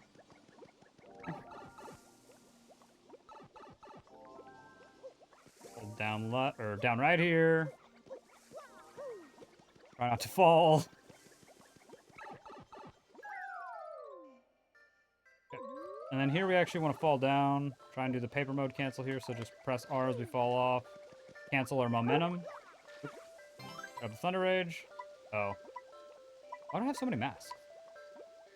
What the heck? Oh, it's the honey syrup that's extra, right? Whoops. Forgot I wasn't supposed to have that. Not the masks. So yeah, if you want to be careful, you can kind of bait this guy over here. Run past him. Usually I'll get him to go behind the podium, but you got caught on the edge there.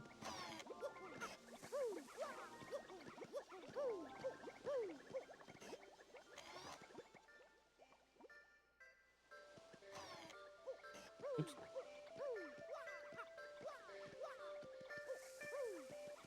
Yeah. So yeah, once you have the super boots, we're out of chapter 2.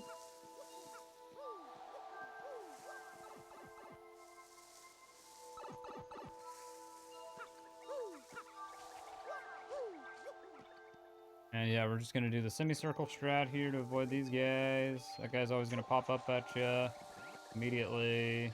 This guy.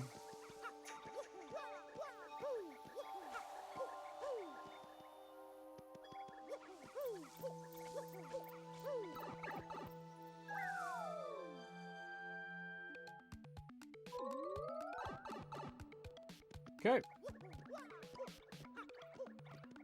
So we're just gonna fall down here. I do a menu here, so we're going to open the partner menu as we go into paper mode, switch to Coops. And then as we exit paper mode, I open the gear menu and press Z and A to sort my items so that fright masks are on top. Z and A, and then just unpause. And then we're gonna come down here and spin hammer this so that we don't have to break that later. And then this room here, we're just gonna do. If you don't have Ultra Hammer for whatever reason, you'll have to do Hazard Respawn glitch. So you just hold down and press A the first frame you enter the room. First frame you can move in the room. Yeah, I tried it there, but I failed. Trying to show off. Did not work. We're just gonna break the block, wait for the cycle. Not a big deal if you miss the HRG, just gotta wait an extra cycle. We're gonna grab FP Plus while we're waiting for the cycle. Hit the switch. Take the platform back up. Oops.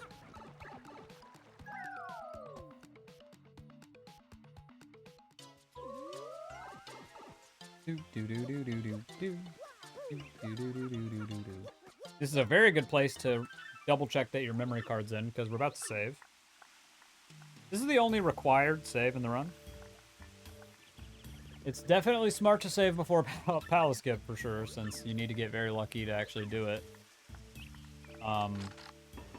But this is the only hard required save in the run, unless you're on US.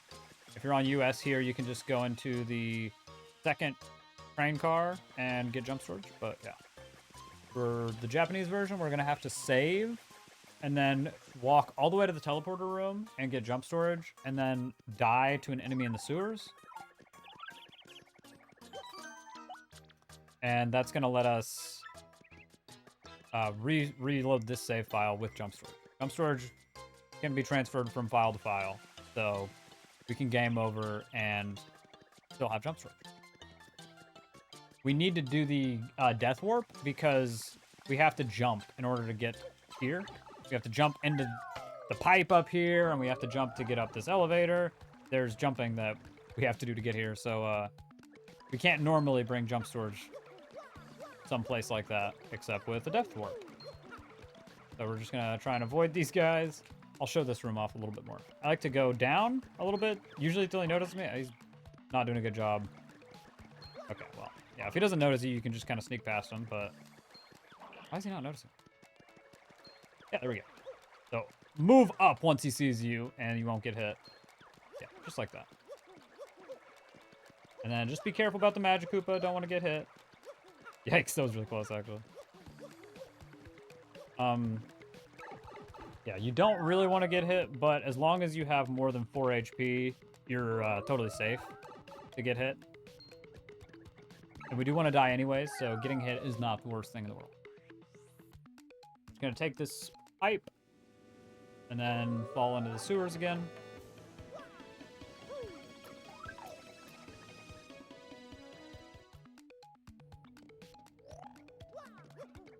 And jump across here. And just like earlier, we're gonna get jump storage off this door again.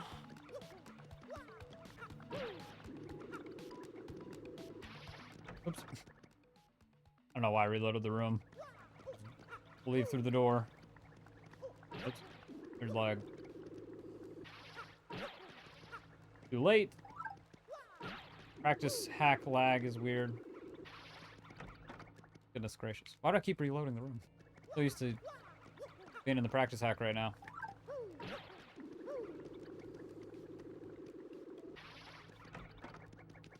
Keep going a little early. This is frame perfect, so not too surprising. Keep going early. Need to wait like one more frame.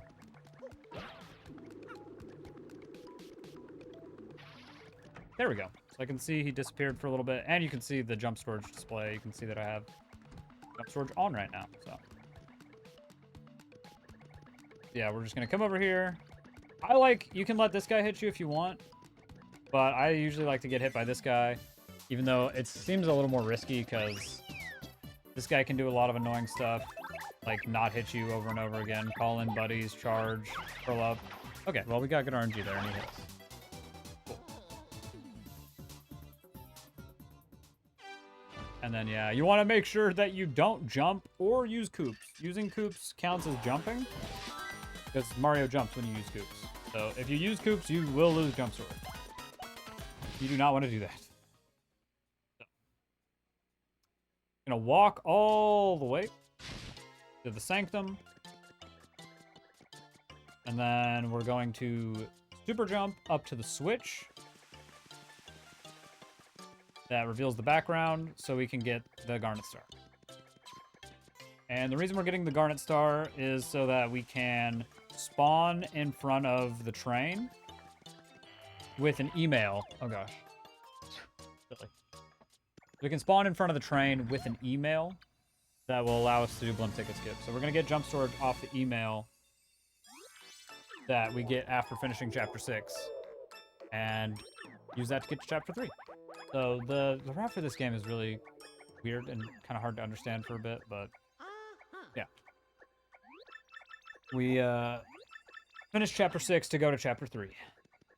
What I like to do is just sort of hold right of up until I get all the way up here. I want to be on the right side of this pattern on the carpet, and I just hold up and then start holding left long enough to where Mario stops facing up so that it doesn't do a speed swap. So like this, jump. Once Mario goes off screen, I just like count in my head like 1, 2, 3 quickly, and you should just land up here. You want to be careful because you can fall out of bounds. So you want to learn how to do this jump without messing it up. 1, 2, 3. Oops. Yeah, not like that. That was bad. Oops. Just speed swap there. 1, 2, 3. Yeah. You don't need to try and land on the switch, but if you hold A too long, you will fall out of bounds. So figure out something that you can avoid falling out of bounds with. Or falling too low. Yeah, and then we're just going to take this pipe. What's up, Big Cheese?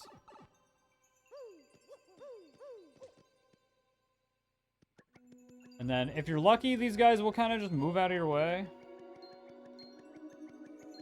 Yeah, like that. But you want to make sure you don't run into them.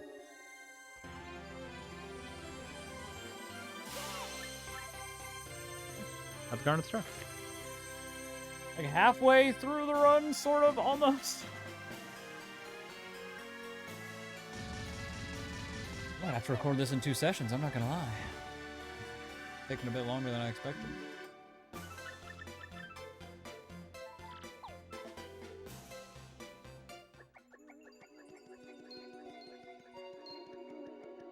Yeah, so they didn't get out of my way there, so I had to avoid them.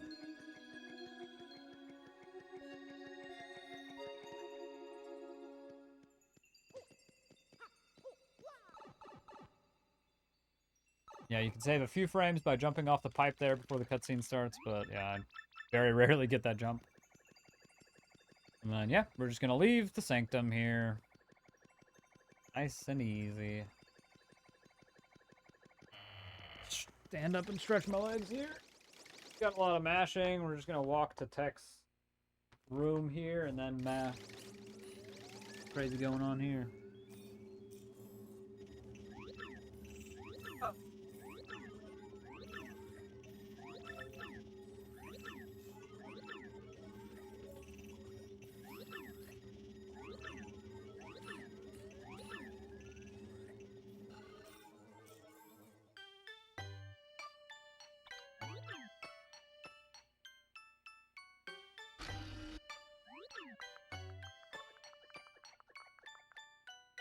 Oh yeah, Big Cheese. Pop 'em.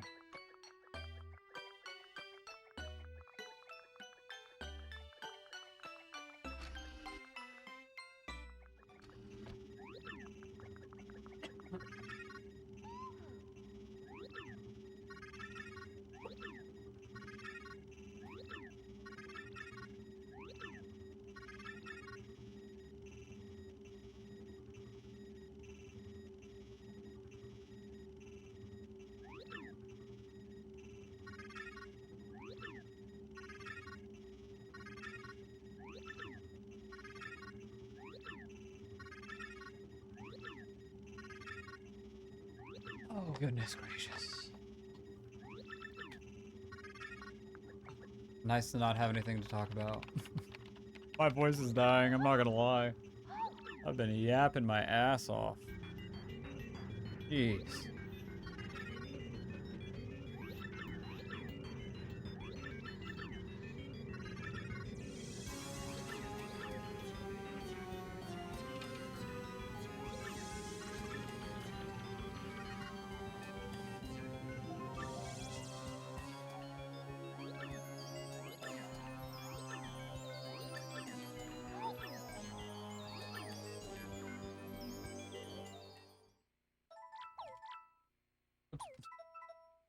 I keep forgetting that if you hold Y and press B, it'll prompt you to save. So I was holding Y and then mashing B to not save. And it asked me if I wanted to save again. Weird. Honestly, I'm a little surprised I haven't messed up anything majorly. Because it can be a little bit tricky to use practice codes, and if I warp somewhere or something, I might lose some of my stuff, because sometimes it'll change your level and stuff when you warp. There's probably a way to turn that off, but... yeah. I'm not too savvy with the practice codes. Some people are pretty smart with the practice codes. I don't even have the most updated version. But as long as you have something, honestly. Yeah, I like to stop right here and breathe fire to break that fire bar. And just jump on these guys. Stop right here where the block is. Break that fire bar. And you don't have to hold B for that. You can just flick B. I like to hold B on the first one because it's a little bit tricky to break it without taking damage. Try not to get hit by this guy. If you do get hit, it's not a big deal. Just keep moving. Easy peasy. Okay, now we're going to talk about blimp ticket skip. It's a little complicated. So the first part of blimp ticket skip is sort of like TRE, where we need to get into an incredibly precise location and then do an unspin jump. But thankfully, we just need to hold directly up, so there's no annoying angle and no timing it. Once we're in the right spot, we can take as many tries as we need to get through. One annoying thing about this trick is that the way the screen oscillates, you sometimes will do an unspin jump and you're in the right spot, but you don't go through anyways. And that's just unlucky. You can't really time it or anything. You just have to hope you get lucky. But some people do this differently. You definitely want to save here before blimp ticket skip, because you only get one try at getting jumped from email, and then you need to reload the save if you miss it. Yeah, some people do this differently, but what I like to do is just hold up left here, and then get to the crack, and then if your control stick is loose enough, you can kind of just wiggle around, barely left, barely right, and then you should flip into the crack eventually. It's pretty easy to tell once you're in the crack, because the screen will sort of start vibrating. So, and you can tell when you're slipping over it. See, I'm in the crack right now. You can see the screen is vibrating in a little bit of a way that it normally doesn't. Like, I'll slip out and it stops vibrating, right? So yeah, you just want to feel around. You can see Mario move past it. If you see him move past it, you know you're too far. You need to go back. So like, he passed it right there. Oh, almost went in there. Yeah, just little wiggles. Some people do this differently. Some people like jump and then tap, but I always end up just walking into the train. If I jump, I just interact with the door and open it. So whatever you got to do to get in this crack, you just keep holding up and then unspin jump. Didn't work. Didn't work. Okay, and then you finally clip through. You want to keep holding up so you fall through. Sometimes I've let go of up and you're in the train. Yeah, just keep holding up till you fall. One thing to mention on US, you have to stop holding up after each attempt at an unspin jump because paper mode works differently. But yeah, don't run on US. Anyways, I like to move over to this side of the screen where this code is basically on the very left edge. Then what you want to do is just hold up and then wiggle right and then wiggle back to up. So just wiggle right, wiggle back to up.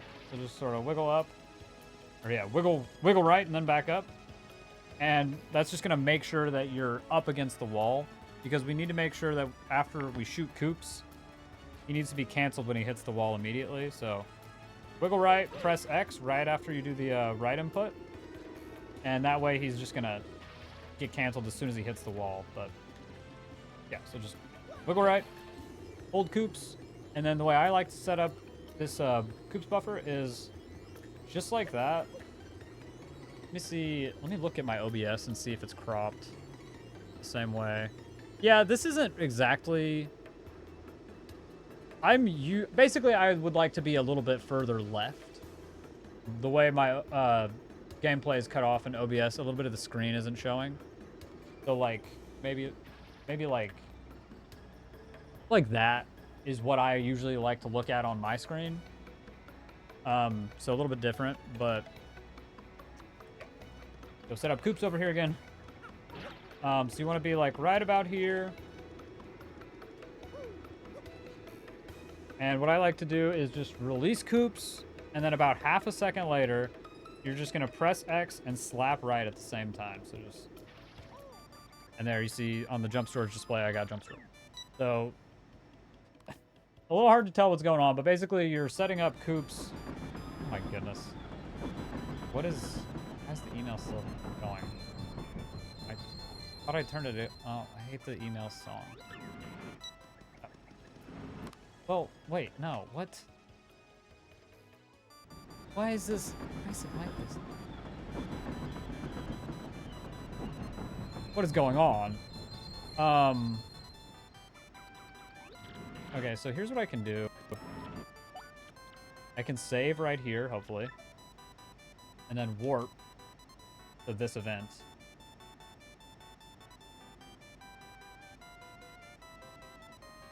Okay. Okay, yeah. Look at this. Make that song stop, jeez. Okay. That's awful. I already explained how to clip through. I'm not going to do that again. Try and save a little bit of time for once here, because I'm kind of taking a lot of time to do this. Yeah, set up Koops back here. Just want to release Koops. Then just about a half second later, press X, slap right at the same exact time. It's like that. Some people like to get really, really close to the buffer, or to the trigger, and they'll press X and then right a few frames later. But I don't like that. I don't like doing it that way. It's... I don't know. It seems easier to me if you just press X and right at the same time instead of having to find, learn another timing. So, like I said, my screen is cut off, so I actually like to set up a little bit further left than it looks like I'm setting up. But yeah, just release Koops, about a half second later, press X, slap right. Just like that. Easy peasy. That's enough BTS, I think.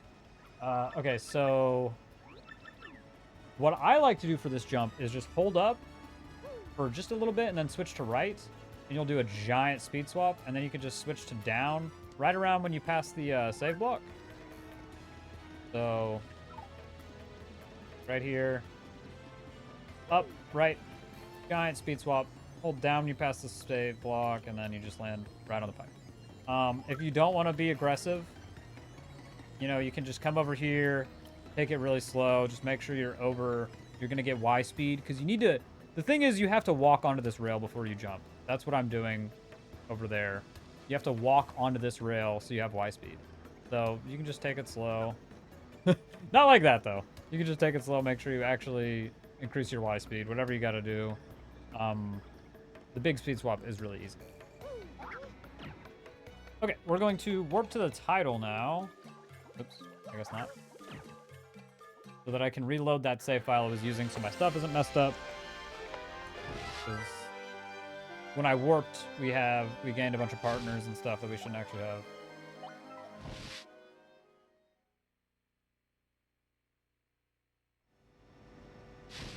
Okay. Oh. Wait. I didn't realize it was actually going to let me do BTS now. That's nice. Oh.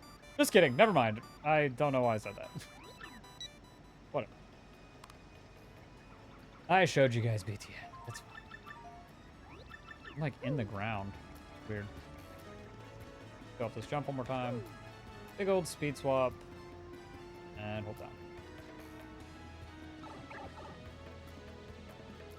Alright. And then we can just jump to the pipe, the blimp.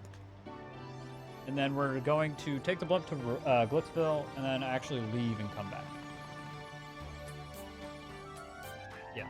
I didn't really spend as much time on blimp ticket skip as I could have. This tutorial is getting pretty long. But it might take a while to learn. Blimp ticket skip is tough to learn. Once you learn it, it's really not too bad. You saw I'm able to do it pretty consistently, but don't be too hard on yourself if it takes a while to learn, because it's tricky for sure. It's hard because you can't see what you're doing, right? You're inside the train, but you're basically setting Koops up on the wall so that he becomes usable the frame he touches the wall. And then you also need to be far enough away from Koops so that he doesn't, so that you don't use him whenever you press X and go into the email. So it's a balance of making sure you use Koops so late that you can actually use him again, but not doing it late enough that he's so close that you just use him. So, blimp ticket skip is fun to learn. Can be tricky. The Discord exists. If you have any trouble learning a glitch, you know, people are always willing to help. So feel free to join the TTYD Discord. Get some help. Alright, so yeah, we have to leave and come back so that the game actually recognizes that we're in a post-Chapter 3 state right now. And we're just going to grab this star piece behind the bush.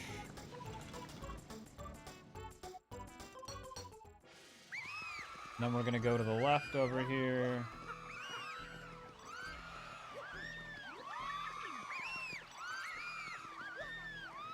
Hello? And then you can just move on the left side of the guard and open it like that. You have to be facing away from the guard, though. And then, yeah, we have conditions. So conditions are always going to be on the third text box for this category. And I can see there, because there's a 5 and a square, I know this is going to be take damage 5 times, which isn't that bad for, I can't remember what these guys are called. It's 5 Goombas, so taking damage 5 times is pretty easy to do.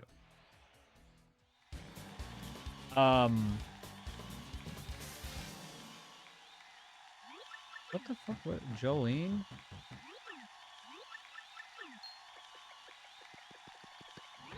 What the hell? Where am I? There it is. Jeez.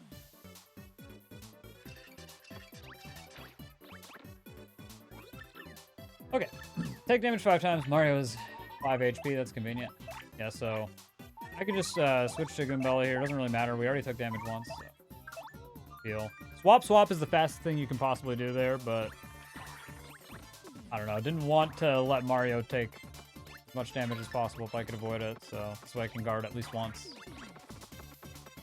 Because, yeah. It doesn't count as Koops taking damage if they don't actually damage him, so.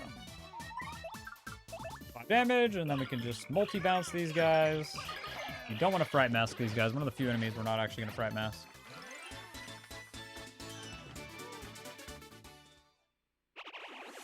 Yeah. Big Cheese, it's definitely... It's hard to get into TTYD. A good way to describe it is it's a high skill floor. So it takes a while. It's a lot of learning to actually get into runs. But once you do, it's pretty gratifying. It's worth it for sure, but it is a lot of work to get into, honestly. Lots of tough glitches to learn, but if you don't mind that, then hey, it can be kind of fun. Okay, I scrolled a little too fast there. That's no hammer, which is fine. This is a fight we're just going to use a Fright Mask on. So, you can find... Show this real fast. You can find resources like this in the TTYD Discord. But we have a list of all the conditions and like Characters are highlighted, like, look at this one to learn this condition. Of course, we get a dink there. That'll happen sometimes. These guys give you dinks pretty often, it feels like. No big deal. You can just use another Fright Mask. Or if you get a double dink, you can kill him. This guy really wants to die. Didn't need to super guard there, really, but... No, I got no hammer, and I used a hammer! Uh-oh. Well, that happens. So, that means we're gonna have to fight these guys again. Not a big deal. That'll happen sometimes. It's really easy to get a good condition, like no hammer. And then I think to myself, oh, well... I can basically just forget about the condition because it was good. But, that was a mistake. So, yeah. Gotta be careful about that. And that's not even faster. I should have just jumped to X anyways because it's faster, so. Okay, I use one special move here, which is very annoying.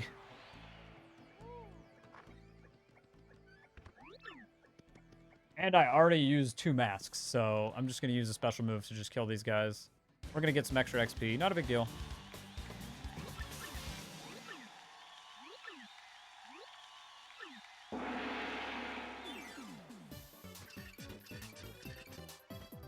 Yeah. I was going to show the conditions on screen, but it's not really necessary. Yeah, there's resources that you can look at to learn them. Okay, I guess we're using another mask. Jeez, man. I'm struggling.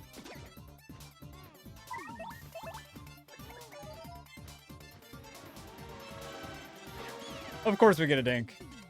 Of course we get a dink. Okay, it was use one special move though, so we're fine to just jump. Okay. I'm getting a little distracted. I got a lot going on, I'll be honest. But yeah. Conditions are one of the easier parts of the run to learn, honestly. A lot of people stress out about conditions, but my suggestion is just to do runs. If you don't feel like learning conditions ahead of time, don't. Doesn't really matter too much. What's going on here? It's like skipping the cutscenes. You guys are supposed to be talking to me. I don't know why cutscenes aren't happening right now. Oh, maybe that's because I lost the last fight, actually. There's a weird error thing popping up, though. It's confusing me. Also, not gonna lie, I kind of forgot to pay attention to that condition, although I think it was don't use any special moves, right? No, you have 2 extra masks, I believe. Yeah, no special moves. You have 2 extra masks, and I already used both of them, so... Yeah. I'm pretty sure you have 2 extra masks. But not a big deal if you overlevel. You just have to do some slightly more difficult fights in Chapter 8, but not a big deal.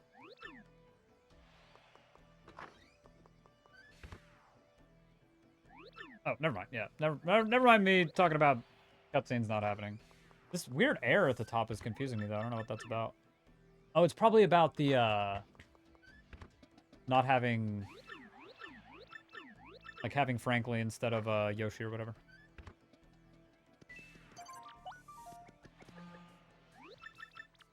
No FP. That's actually unfortunate. This is, actually, I think I want to switch to Koops here.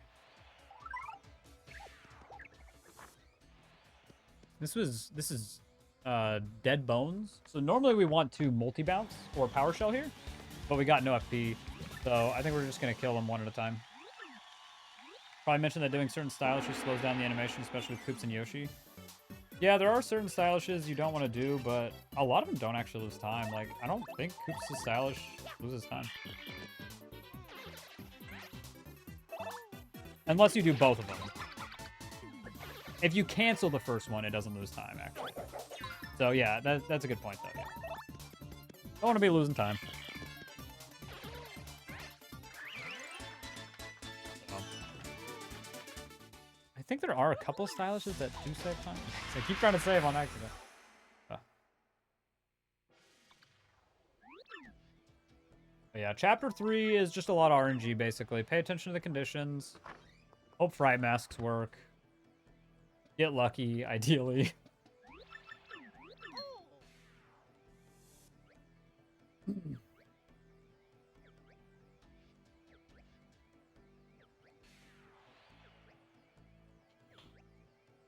don't stress out about conditions too much. It's really not that hard. People worry about them, but kind of the least of your worries when you're learning this game.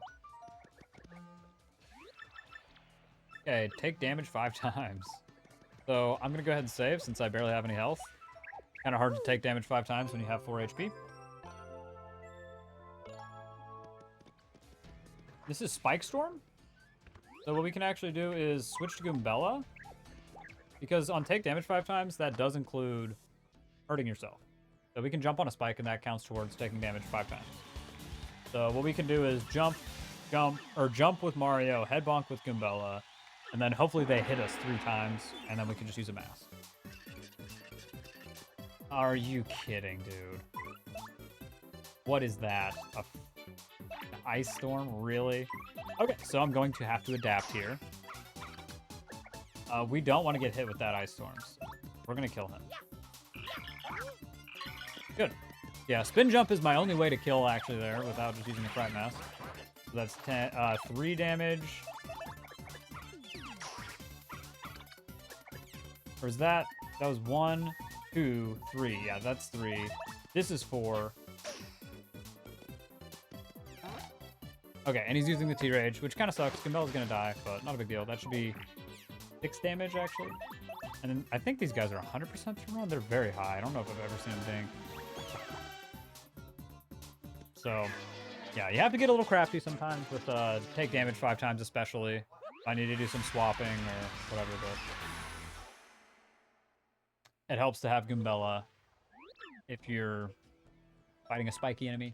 Keep pressing B and Y at the same time. I need to just turn that off.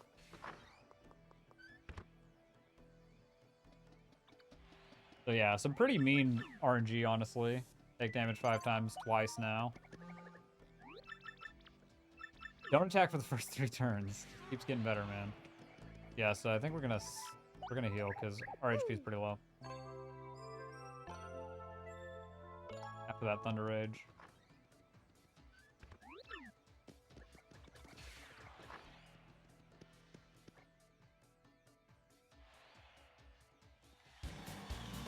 Okay.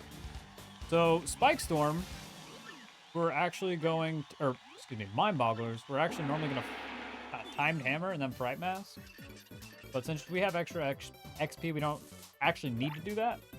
So we can just swap 3 times. The fastest way to pass defense. We could defend if you want to, you know, if you're scared or whatever. But these guys don't do too much damage, so not a big deal. Spider's going to do 1 damage with each hit unless he hits you 1 time, and then it's going to do 2 damage. Yeah, we're going to try and Fright Mask and see if the plant will run. The plant's only a 30% chance to run, which is why you're normally going to try and beat it, but you also need that XP. 1 more turn of doing nothing.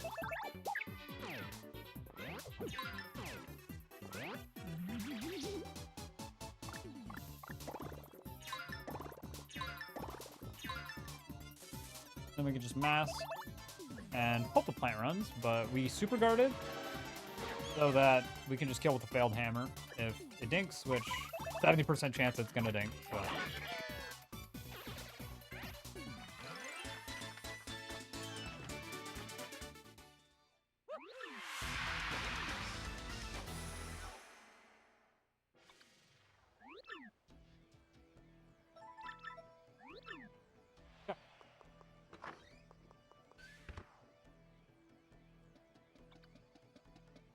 okay, yeah, I keep forgetting to mention this. One thing to note, when you're in here, you might notice I'm not jumping around or doing anything weird.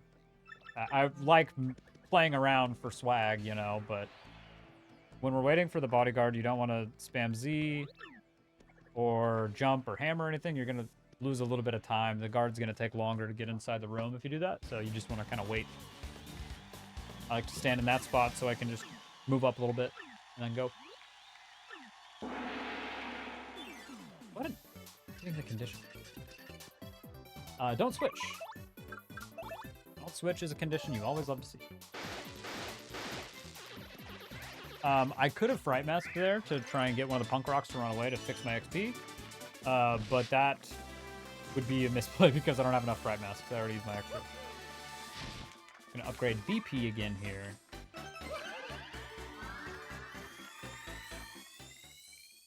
Okay, 2 more fights, almost over minor league. Pretty rough minor league, but minor league is always rough, honestly. It seems like you're always getting bad conditions, so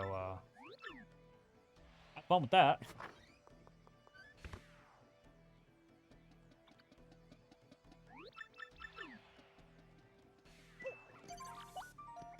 Okay.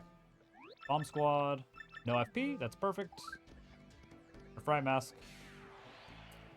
And Frankly's actually gonna disappear pretty soon, so I hope you guys enjoyed seeing Frankly for the run, but yeah, he's gonna be out of here pretty soon. Gonna be replaced by Yoshi. And we need Yoshi to finish the run, so it's gonna be sad to see you go, frankly, but good riddance. Bright mask here. Okay, actually got all the bombs to run. They like to dink a lot, it seems, even though they're 90%. It seems like you get dinks pretty often.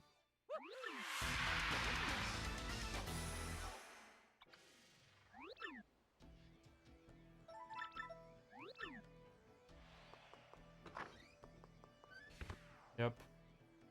Rip.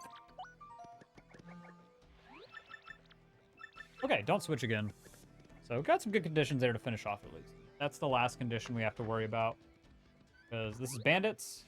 And then we have to fight the armored harriers and then run away and we'll get Yoshi. And we don't have to worry about the condition for armored harriers because we don't have to advance. We just need to lose that fight so we get Yoshi.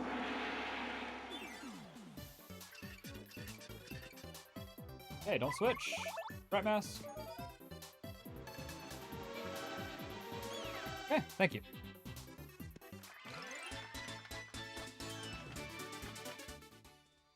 Cool. Demo chapter 3. Just about. I wonder what kind of Yoshi we're gonna get here. I just realized this is plus 45 minutes on my PB, so I have no idea. Could be anything. We're like 2 cycles of Yoshi past where we normally would be.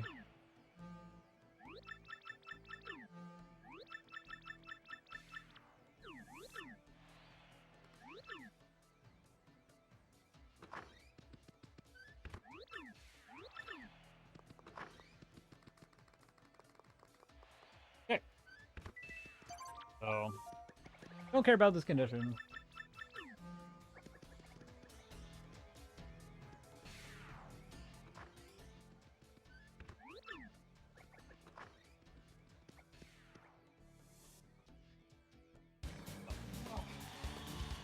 Alright.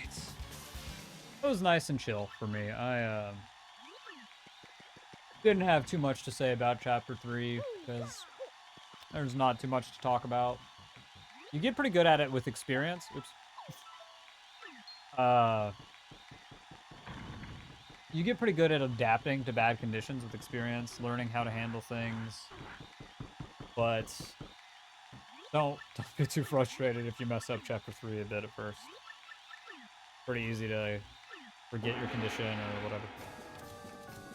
I'm just gonna run.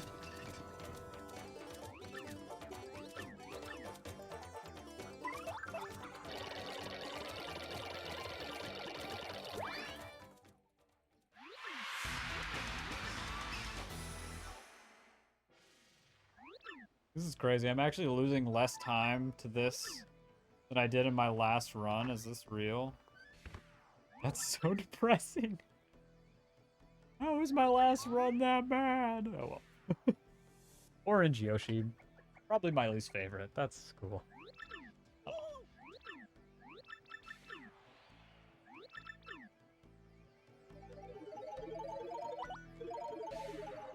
So yeah, you can just press start up and A there to quickly select to just name it Yoshi.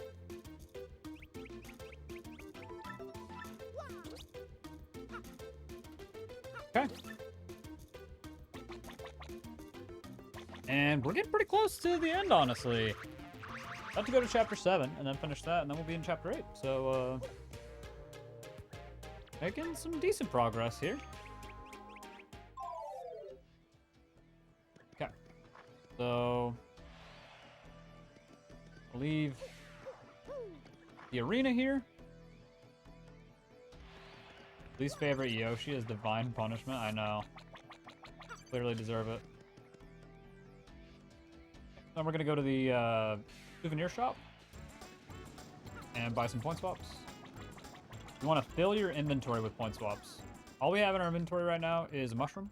We used all our fright masks, a T-Rage. We're gonna buy 8 because we're gonna get the ice storm from shop points. So that's 9 items. So we only need 9 plus 1 is 10. Sadly, I forgot to count though, so I'm just gonna mash until he stops selling me stuff. There we go. And then we're gonna run over here and get jump storage off this in coupon. So what I like to do is you grab it, toss it, pause, unpause. You can see it's moving left because we paused. Try it again. Moving left, hold left, and then just use Yoshi right as you're about to catch it, and you'll get jump storage. And then we just use that step to get Y velocity.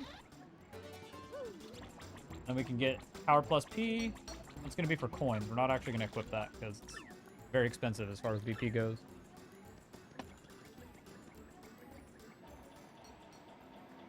By the way, if you don't have full inventory, sometimes you don't have the ability to fill your inventory there because you don't have enough coins or whatever. You can just go hit the blue switch at the bottom right of the screen and fall on the stairs. Just take the stairs up there and get power plus P. No big deal. A little slower, but not a huge deal. I don't know about that split. That was a very late split. I might have to skip this split. There's not too much to explain here. Whatever. Okay, so you're gonna want to get this star piece. I usually just barely push up a little bit while I'm spamming X to get on Yoshi, and then just fall on that star piece. The reason we took Frankie's trouble earlier is because we're just passing by right now, so we can talk to him on our way. Do some other tours, so you just want to talk to him, and that's going to spawn the wedding ring in East Rogueport. And then you want to check your coin count here. I actually don't remember. I think I have 14. I have 14 coins. If you have more than 10 coins, you want to go this way. If you have less than 10 coins, you want to go to the bad shop right now. Just a small difference. The movement's a little bit faster to do this first, so... We have 10 coins. We can pay Gus to get him out of the way. So we can come up here and get the wedding ring. Otherwise, you go to the bad shop. You can actually afford to pay Gus. Yeah, the wedding ring is up there on JP. Pretty weird. And then we're just gonna go into the end to get up to the bad shop. Darn it. Why?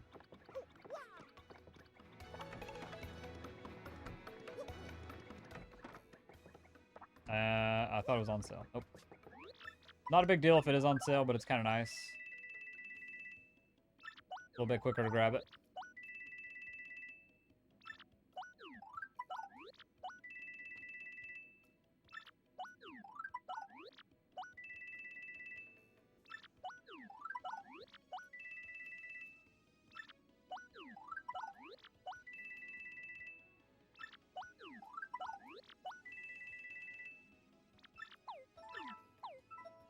And we're going to say yes to the first option, and then down, and then just menu down. Do you get to Power Rush P here?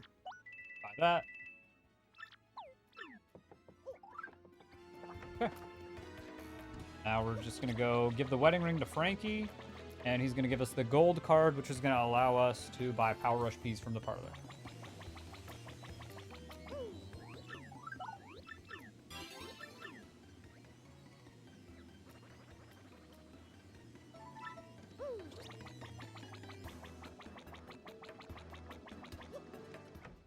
And then we're going to come in here and leave. And that's going to prevent a crash later on in Chapter 7, actually, so... yeah. Looks like I went in there by mistake, but that was entirely intentional. Basically what happens is we skip the conveyor belt in Chapter 7, and the game tries to stop that conveyor belt sound effect whenever we leave the room. And when it's not playing, it can cause the game to crash sometimes, but only if a certain flag is set or something, and entering that room and leaving resets that flag, basically.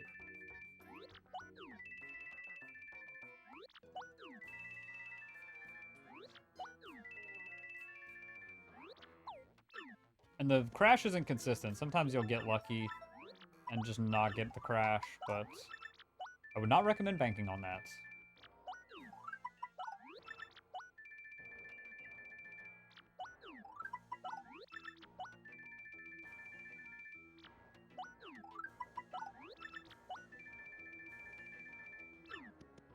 Okay.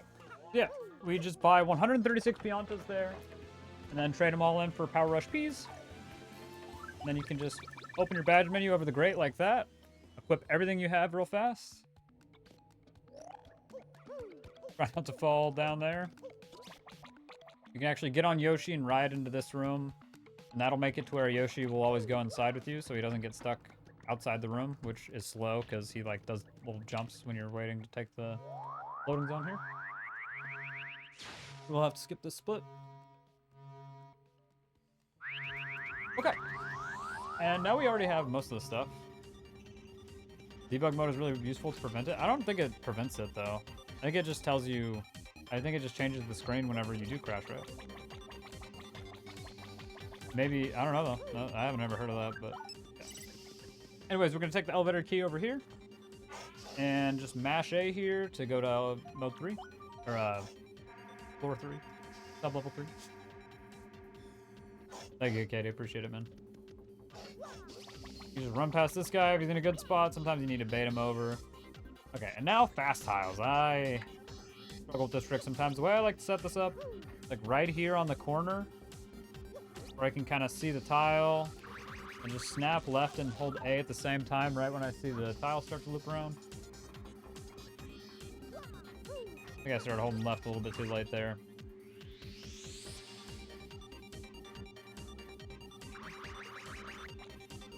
Yeah, and then you just kind of want to keep letting go of the control stick for just a little bit, just so you don't go too fast and outspeed the tiles. But yeah, you're basically catching this cycle, this very first cycle, by hovering over to Yoshi with Yoshi, so. Pretty tricky to learn the movement. I mess it up sometimes still. I like to do this little hover here and then another hover. You don't have to go up. It's pretty cute. I like the hover. I don't know why I'm resetting the cycle. It's already going. You don't want to do that. That's slow. Just about there, just right on the corner, really high up. Some people do it differently. I wasn't paying attention. Some people like to set up like down here. They don't go all the way up, but I like to go up here. Whatever works for you, though. I just snap left and press A at the same time. Hover, down, hover, left.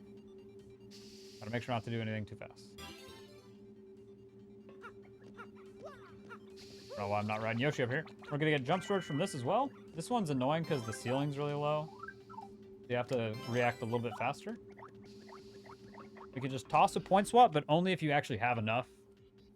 If you have a bunch of extra fright masks or something, you might want to toss one of those instead. You need to have a minimum of 5. Don't toss any if you only bought 5. Yeah, we're not jumping this whole time. I messed up the music somehow, but I'm not too worried about it. What? What? I don't know how I got... Oh, I got an extra key. Whatever. Just ignore that. Okay, so for conveyor belt skip here, you want to make sure that you go into paper mode away from this railing. If you're pressed up against it, sometimes you won't get Y speed. So I always make sure I'm not right up against it. So just like right here, go into paper mode, hold up, hold down right, and then just go a little bit up of down right, and then do a big super jump. And then I usually start holding right whenever Mario goes off screen, and you should land up here. So I'll give myself jump storage again, just go into paper mode, up, down right, a little bit up of down right, switch to right. The switch to right thing doesn't really do anything sometimes. I don't think really at all, actually. Hold down or whatever. Yeah, just a big super jump. This super jump is really tricky, and I would be I would be remiss if I would forget to mention that don't soft lock. If you soft lock, that's bad. Oh yeah, you can just hold right.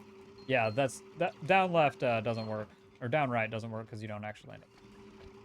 Yeah, if you land in the little box over here, that's a soft lock, which you really don't want to do.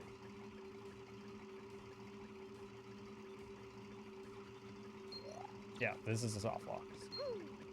If you have ultra boots, you can get out, but we don't have ultra boots. This is a soft lock. Don't do this. Good thing to practice. Make sure you don't mess up. Down right, just a little bit up of down right. Hold right after Mario goes off screen. Hold down, whatever. Probably doesn't matter. Oh, wow. Barely made it up here. Anyways, once you get the card key, take the pipe in the background. That's going to help us skip going through the background just one time, so. Conveyor belt skip is pretty powerful because it's really slow to take an extra trip through the background. Now that we already have the key, we can just go straight to the door, basically.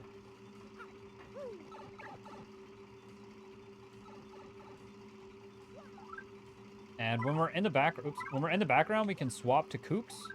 The partner swap doesn't happen in the background. Skips the animation, so if we need to swap partners, it's a little bit faster to do it in the background. Be really careful here not to fall. Cycle's kind of weird here, but not a big deal. And then here you want to be careful. Yeah, I'm just going to wait that out. You want to run like all the way to the right of this platform before you use Koops, or else you might fall, so. Run to the right side and then use Koops so that Mario lands on the left side of the platform instead of on the ground. And then just jump up here. And if you did your badge equip, you should be able to just run on in. You don't need to swap to Yoshi or anything.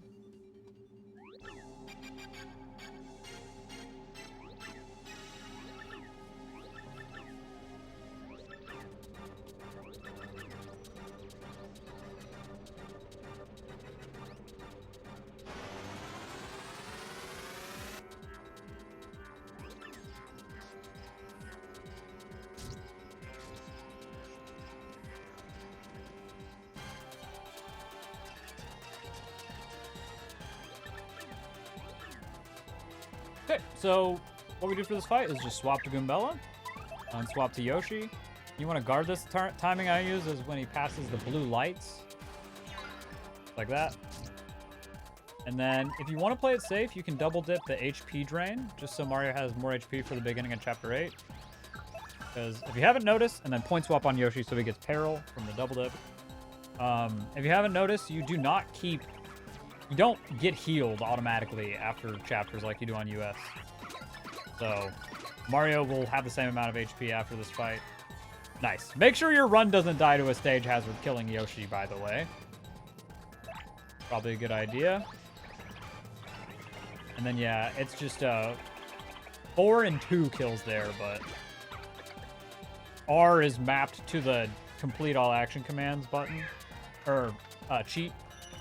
So whenever I press it once, it tries to fill it up all the way. Yeah. That's Magnus fight. Pretty simple. It doesn't really matter if you hit that guard or not, you know. It would bring Mario and Yoshi down to 4 HP each. The only reason it matters if you hit the guard is because you're going to have less FP later. And we need to use a double dip point swap again in Chapter 8. And if we double dip point swap with 4 FP, that's just going to kill our partner. So you need to do something else.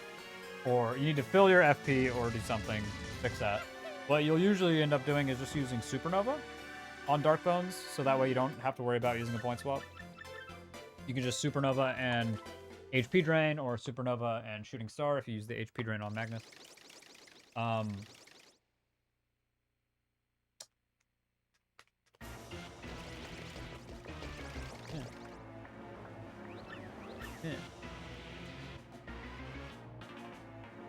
But if you have 4 FP, you want to take note of that at the very least. Also, you might be unlucky sometimes and have to use a special move at the end of Chapter 3. If everything goes according to plan, you shouldn't level until the very last fight of Chapter 3, so nothing should be able to happen then. But if you level early and then get used one special move on like Bob-Ombs or the Bandits, then you won't have enough special power, star power to actually use Supernova. So you have to be careful about that as well. Stuff to think about. Also, really important, your inventory is full. At the end of Chapter 7, like I said, you want to fill your inventory when you leave Chapter 3, but definitely by the time you get to Chapter 7, because you need to be able to toss an item to get jump storage. Well, unless you're just good and you get it first try. But it's important that we need full inventory so we're able to get jump storage, and then we also need full inventory to be able to do palace skip later, which is more important. Full inventory is very important. If you use an extra item, you need to make sure pick up an extra one, you know, all that.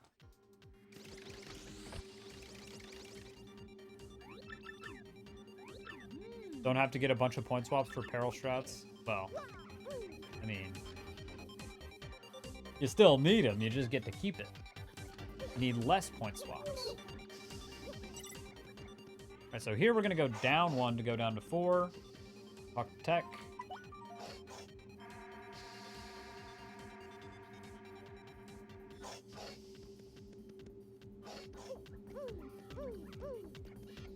Speed swap here, ride Yoshi. I think it's a pretty small difference, honestly.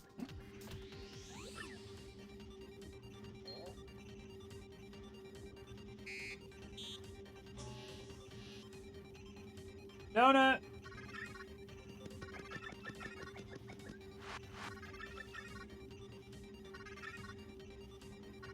Come here, buddy.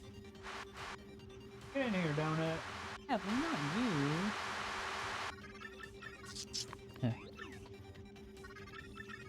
Where's Donut? Where's Donut?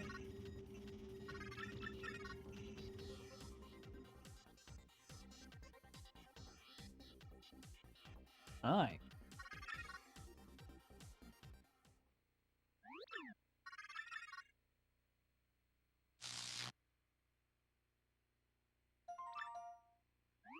Okay.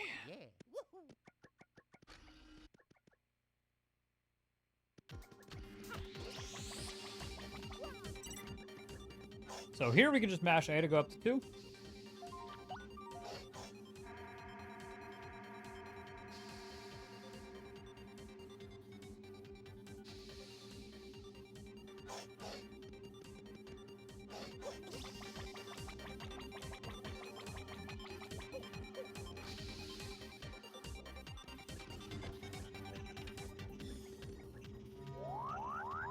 Okay.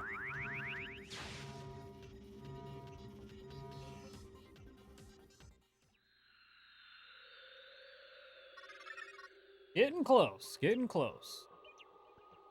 Getting kinda close. Chapter 8 is really not too tough. Besides Palace Skip. Pretty straightforward besides Palace Skip, at least. Not gonna focus on too much stuff besides Palace Skip, probably. Trying to get this wrapped up here.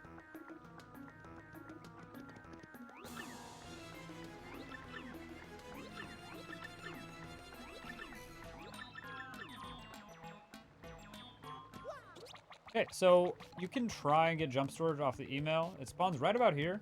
What you can do is just be on Yoshi. You have to be on him and get off into the email to get jump storage. So I just like snap left and press X at the same time. See, I'm inching towards it, and then I hop off Yoshi without jumping, actually. Then I'm gonna get this jump storage, or this star piece up here. I could have shown how to get jump storage off the star piece, but that's okay. You can just get jump storage off the door if you can't get jump storage with the email or the star piece. It's not a big deal. And then we're gonna buy item hog. The only thing we need star pieces for. I grabbed an extra star piece on accident.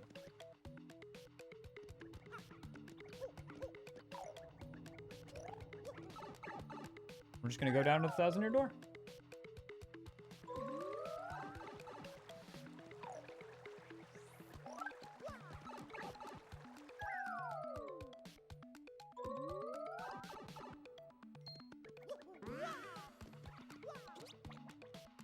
Get on Yoshi there, and then just ride the edge of the pedestal, and then just hop up. Like that.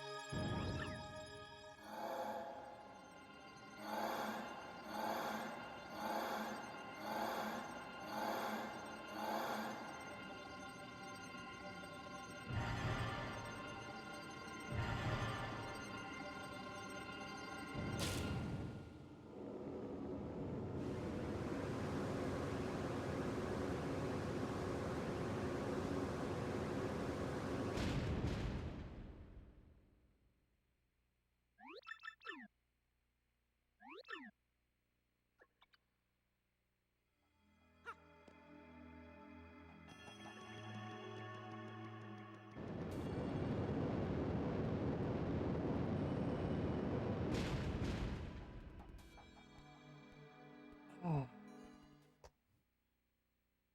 Okay, geez.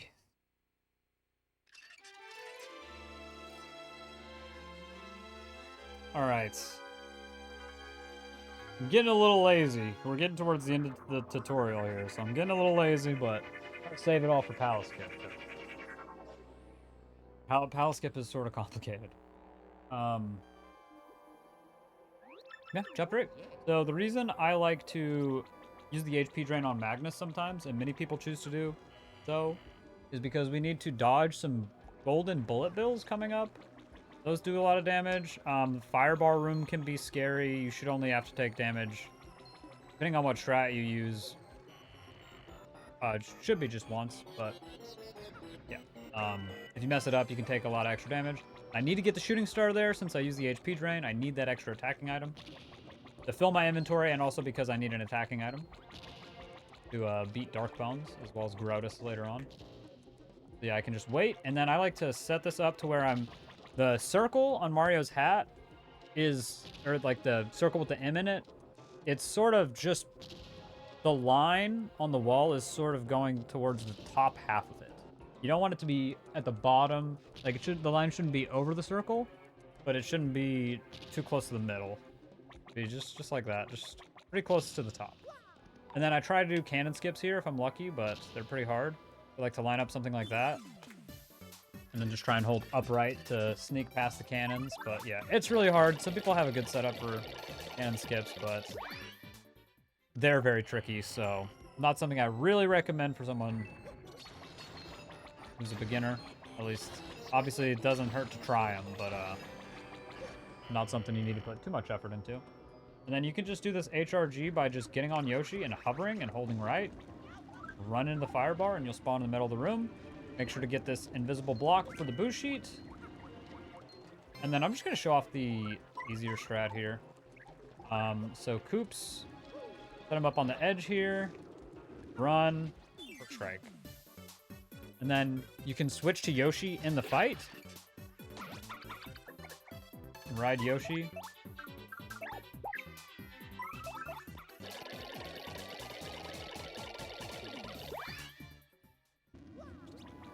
And just get past that first fire bar, and then you can just hop over the rest.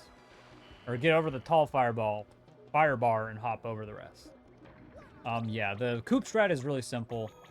You can miss the Ember sometimes. You kind of need to pay attention to the cycle and make sure that the tall fire bar isn't going to be the wrong side of the room. Yeah, you need to mess with that. So I hammer twice here and then shoot Koops. Sometimes I can snipe them. There we go. Yeah, using Koops to shoot Dark Bones is really helpful. He can be really annoying when you try and chase him down. So I like to do a little bit of both, chasing him down and shooting at him. So I'm gonna double dip a point swap and a shooting star here.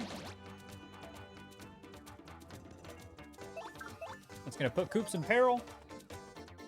And with the shooting star, we can just failed power shell. If you use HP drain on Dark Bones, you need to time the action command because it'll do 15 and 5, which is 20 HP, which is how much Dark Bones has. So you can untime it if you're using a shooting star, time it if you're using HP drain. And we're actually going to upgrade HP.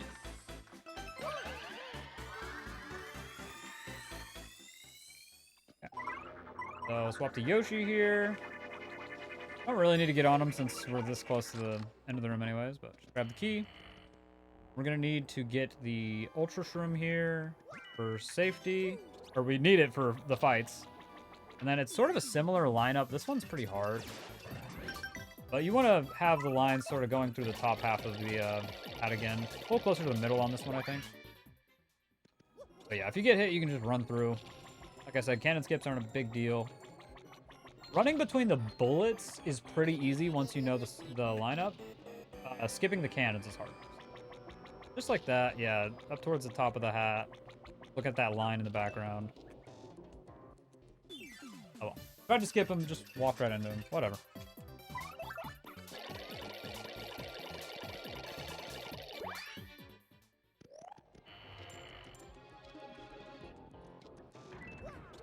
Okay, and then we're gonna get the jam and jelly. Try not to get hit. And with that jam and jelly, we should have full inventory. Okay, just had to make sure I actually turned my camera back on. I'd be kind of mad if I was talking about this stuff and didn't even have my camera on and my microphone.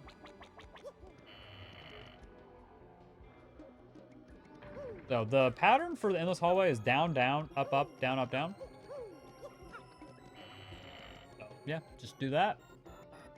Down, down, up, another up, and down, up, down.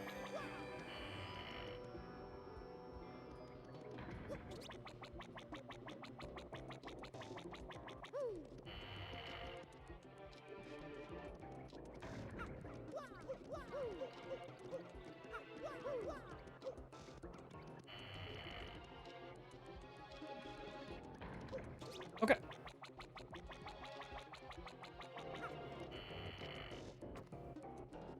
All right, we made it to Palace Skip.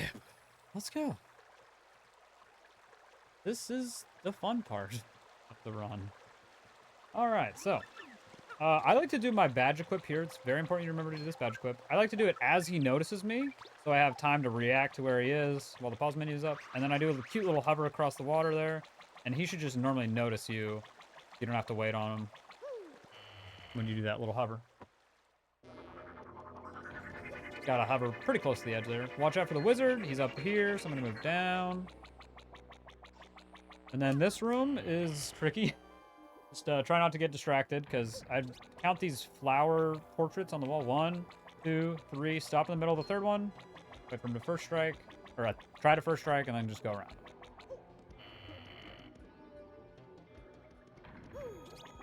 Yeah, thankfully we're using the practice code, so we're not doing the whole item drop thing today. We're gonna get it first try. Yeah, so in a run, you would 100% of the time want to come over here and save, unless you're being crazy. But yeah, we need to farm for an item drop now. We need to kill this phantom member over here until he drops an item. So you probably should save. And you can just use Yoshi to gulp to finish this guy off quickly.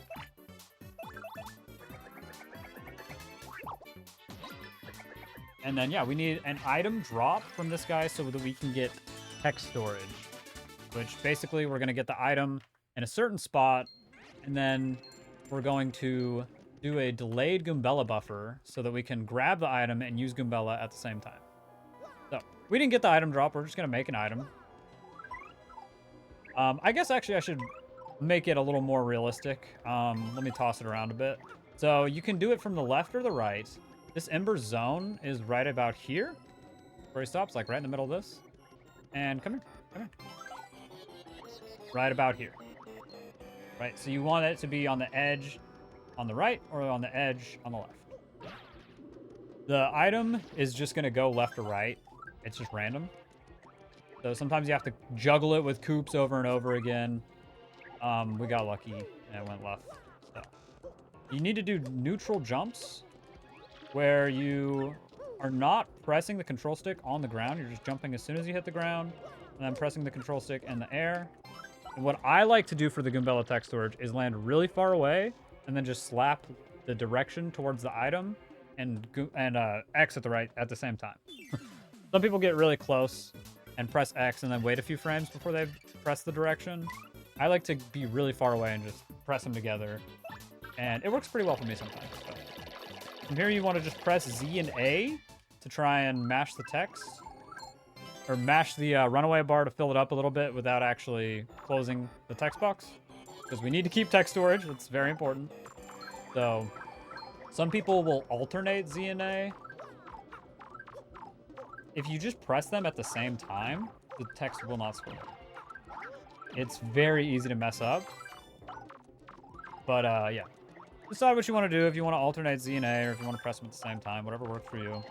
What I'm going to do now is save the item so that I can get a second try at pal skip if I miss it. So, I'm trying to get a little bit further away from the ember. But I'm going to move it over here so it's on screen so we can all see it. Okay. So what you want to do is set up coops in front of the item. And then release... I forgot about the cheat. When I hold Z, I just walk through walls. So that was a mistake. My bad. Ignore that. Let's go back over here. Jeez, that was crazy. Yeah, make sure you don't close the text. Keep spamming Z when you need to avoid closing the text. Just gonna set up coops in front of the item, and then release X and hit the save block at the same time. And you see he dropped it, or he grabbed it and it's in the air. So now that item will never disappear. Until we grab it and throw it again, it's never going anywhere. That's really nice. Another thing I mentioned, I like to use I use the life shroom. You notice I chose to make a life shroom. Whenever I do pal skip and runs, I always toss whatever item I get, I toss the mushroom. So that it's the same shape. The item is the same shape. I know what the hitbox looks like. It's always the same. If you use a tasty tonic or a dried shroom or a pal block or fire flower, it's just different. And it seems easier to me to just always use the same item. So, yeah, so we save the item. So what we're going to do now is sort of bait this ember away from this spot over here because we need to set up a very specific thing. We just need to be able to run past them. We need to stand right here and then hammer and then spin the control stick about 4 times. So we spin 2/3 of the way, not all the way. That's not going to work. It has to be 2/3. And if you spin to the left, like you spin the control stick left, you need to face left. If you spin right, you actually need to face right. But I think most people spin left. Yeah, we need to stand in this spot right here, not up against the wall, not touching the yellow line, but just barely up from the yellow line. We need to hammer and spin about 4 times, so we spin 2/3 of the way. And then we let this ember encounter us, and that's going to force Yoshi to spawn inside the wall after we run away. Okay. So, I know that's a lot. I'm going to actually bring up the pal skip display because that's going to help with some stuff. So, like, for example, if you look at where it says -62.24, that's Mario's Z coordinate. 62 is great. -62. 64 is good. 66 is probably good. You want to be somewhere in that range. Like 62, 61's probably fine. Up to like 67's probably going to work. But yeah, like 64 is pretty good. Sweet spot. But yeah, let's go ahead and try this part now. So yeah, we're just going to lure him away a little bit so we can run past him. Set up right here. Spin the hammer 2/3 of the way. And then we're going to swap to Yoshi. I like to put him in front, but since Yoshi's in peril, it sort of doesn't matter too much either way. Yoshi's going to die if he gets hit, but you just want to press Z and A together. Okay, so here we're going to go down twice, wait till he notices us, then go up right, then wait till he notices us again, and then I move in front of where Yoshi is, and I unspin and pause. So a lot's going on right there. It's sort of hard to explain all at once as it's actually happening.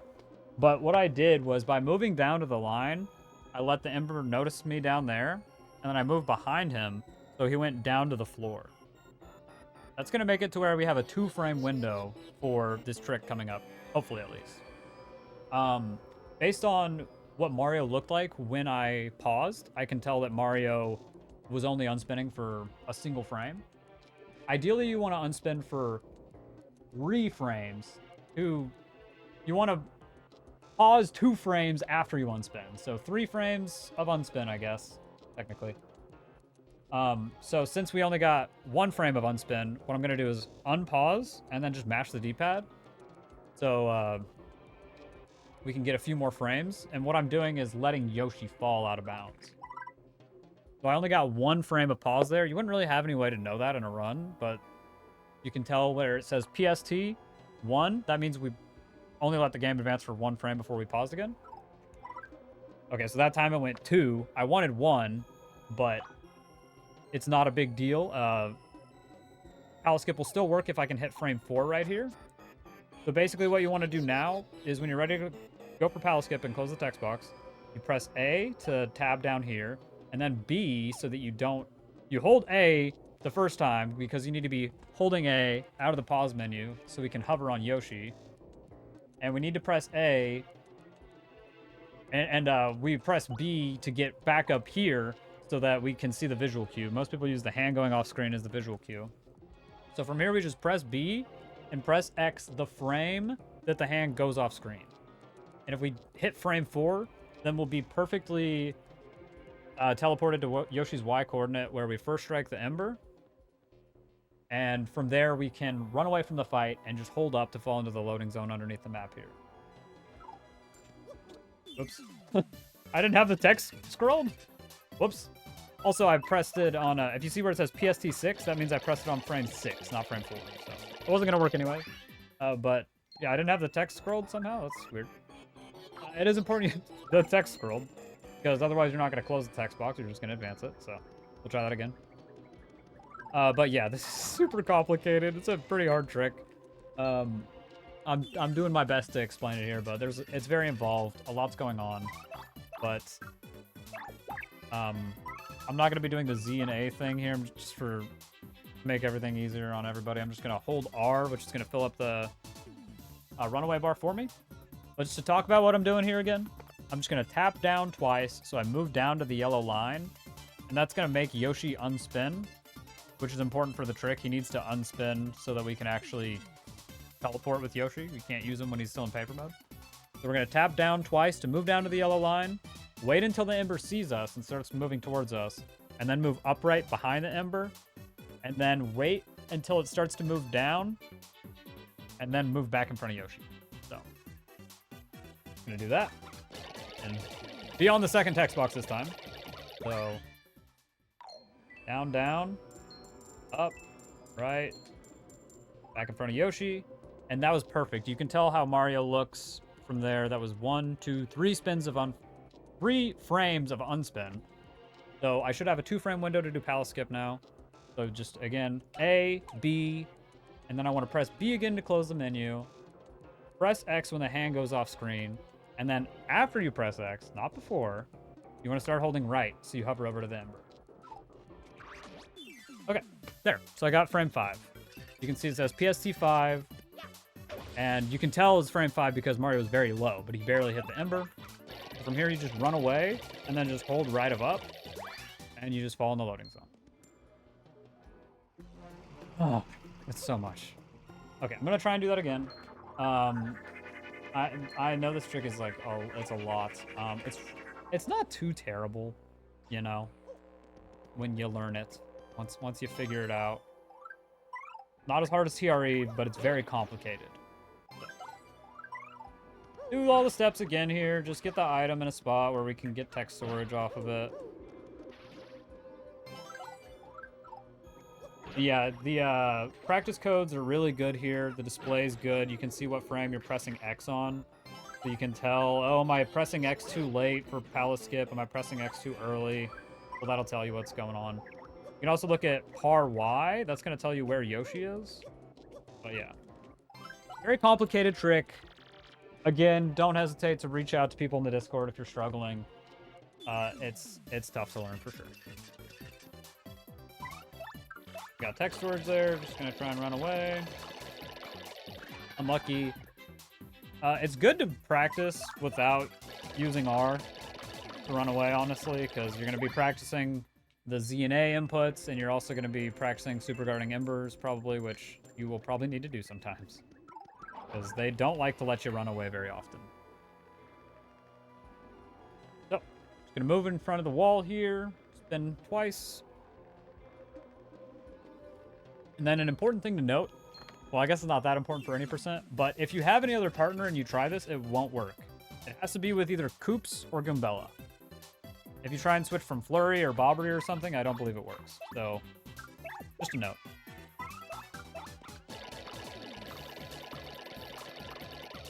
Yeah, unlucky. These super guards are pretty hard. This one's really hard. This one's pretty easy. You just want to press it like right as it hits you. But the other super guard is pretty tough. Okay, we'll take it, whatever. So down, upright. You notice me in front of Yoshi. I can tell that was 2 frames of unspin, not 3. And then you can tell because I see the palace skip display, I know that I got 1 frame, which means 2 plus 1 is 3. So I'm set up to do palace skip with 2 frames, a 2-frame window instead of just a 1-frame window here. Wouldn't know that with without the palace skip display, but you just kind of go for it and hope for the best. There we go. Got frame 5 again. So frame 4 is what you want, but frame 5 will work if you did the setup correctly. You can do palace skip without actually encountering the ember an extra time. That's called encounterless. It's harder. So yeah, I mean, you're never gonna have a 2-frame window for encounterless, is what I mean when I say it's harder. But I never go for encounterless. Some people like to do it. It is a little bit faster, but yeah, I wouldn't necessarily recommend that. I definitely recommend going for the 2-frame window. I can get text storage again here. Make it easier on myself by just placing it over here.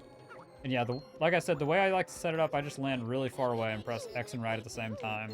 So if I'm not grabbing the item, or if I'm grabbing the item but not using Goombella, well, that means I got a little too close because I just went so far right before I press X. Pretty easy to diagnose what's going wrong with Goombella buffers. Honestly, just tricky to actually fix. Okay, that's enough mashing.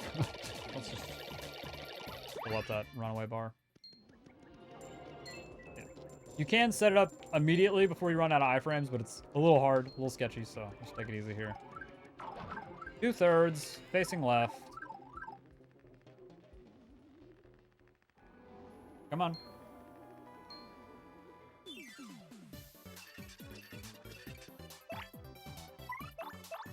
Switch to Yoshi.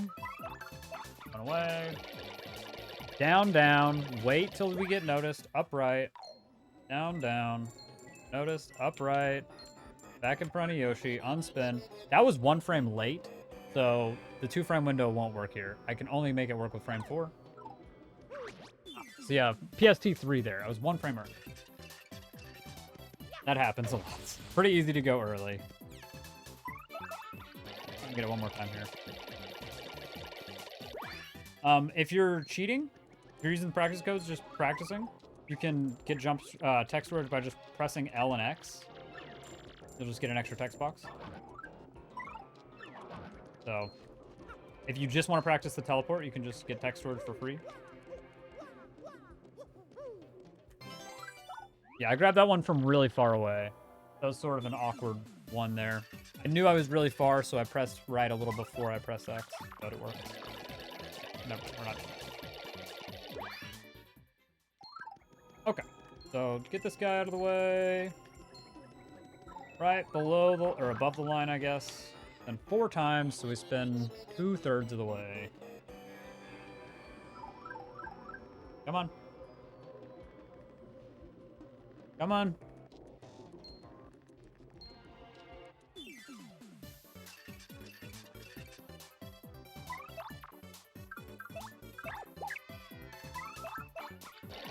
Yeah, sometimes the Ember will troll you and just not want to come over, so that's fun. Down, down, up, right. I can tell by that frame it looks good. for the 2-frame window. There we go. Finally got frame 4 there. You see I turned around really close. So you want to be careful not to press right too fast, or you will just walk into the ember before you use the Yoshis. A little close to doing that. Then yeah, you just want to hold barely right of up, so you just move a little bit right and fall into the loading zone. Okay, that's enough pal skip, I think. After that, the run's basically done. So what I like to do here is, once he notices me, open the menu, switch item hog, and double dip back. After you hit the switch, and then run around, take the platform, grab the key, and then I like to hop on Yoshi down here so I have time to get noticed, and then run past him. Make sure I'm not going to run into him. And then there's a live stream you should grab down here for safety. Toss the mushroom. And then let's see, do I actually need this? I have 1 attacking item in my inventory. I want 2, so we're going to toss 1 more point swap because we have plenty. You need 2 attacking items in your inventory if you want to be safe here. Can you get out of the way, dude? Jeez. And then a cute little optimization you can do here. If you're so far down on this plane panel where you can't see Mario's shadow, you can just kind of fly straight and you'll go in front of this platform.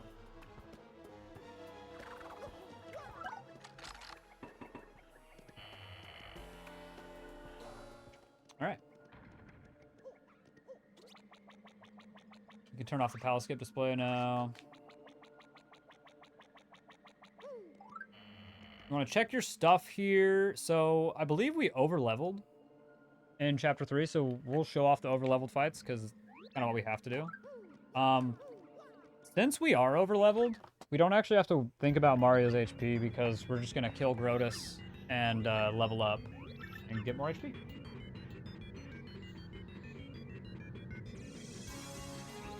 Need more water. Been talking too much.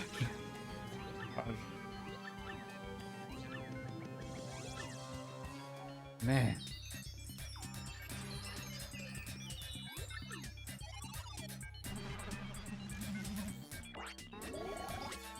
So, few things here. If Yoshi's not in peril, you want to make sure you go into the fight with 5 FP. You should have a jam and jelly that you got before pal skip earlier, so you can eat the jam and jelly before the fight, and then just double dip and use a point swap on Yoshi, as well as an attacking item, because you need to get rid of the Grotus X's. But you don't need to point swap or double dip if Yoshi's already in peril, of course. We can just Ice Storm and ground. And then, yeah, we're going to be leveling here, so we get to show off the over-leveled fights, which really not much harder. People are, like, really worried about the over-leveled fights sometimes, but they're easier. I mean, they're not easier, but they're just not super hard. It helps if you can do the Bowser Super Guard on his bite attack. But yeah, not huge. Be able to win either way. It really helps if you can Super Guard Cammy's attack, but her attack is pretty tough to Super Guard.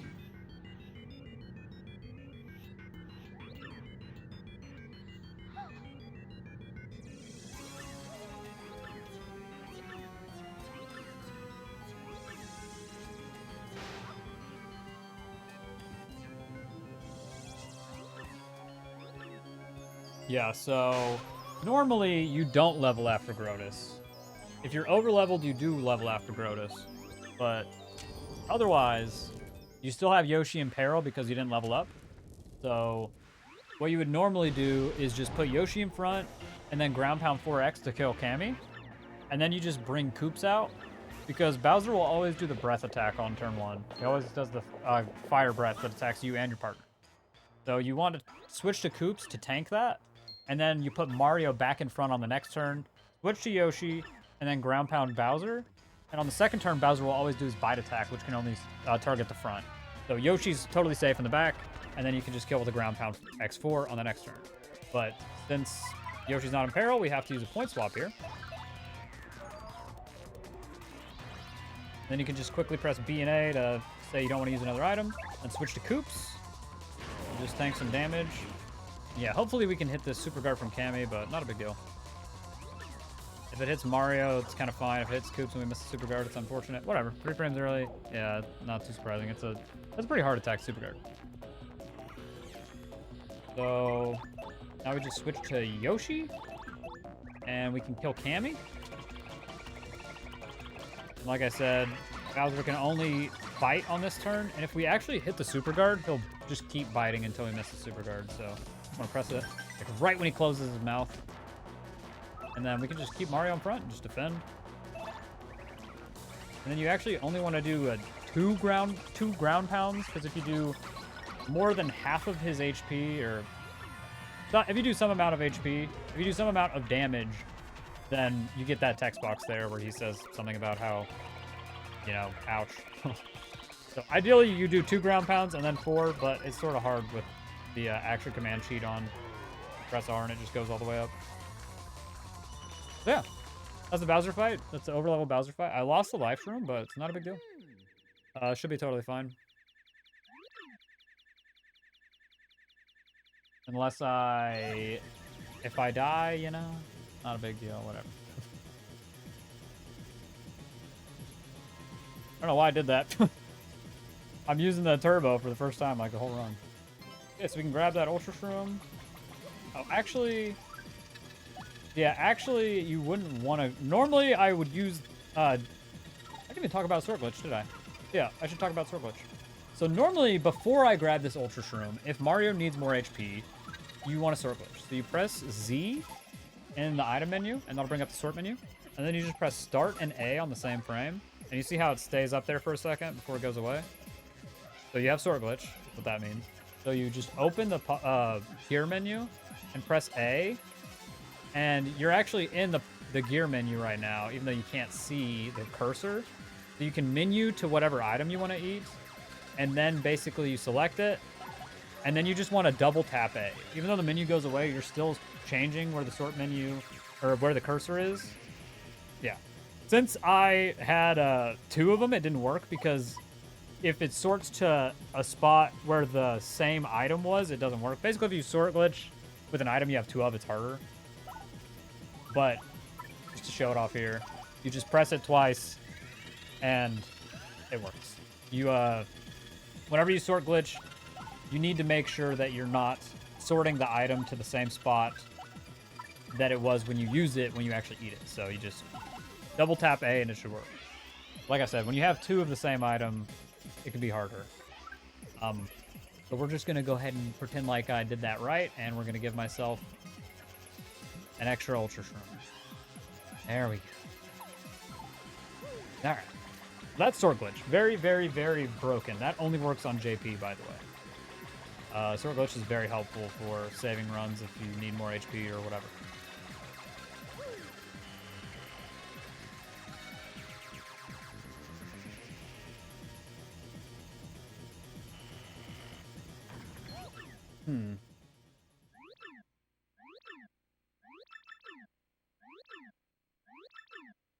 I don't want to sit through these cutscenes.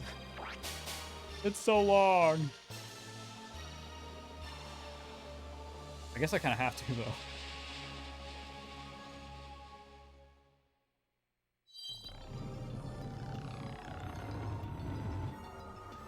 Yeah, Sword Glitch is really helpful for Palace Skip, too. You will need a Sword Glitch sometimes. If you miss Palace Skip after getting hit a couple times and Mario's HP is low, but I just Sword Glitch. Which, again, is very, very easy if you only have one of the items you're sorting. But, yeah, when you have multiple, it can get a little confusing.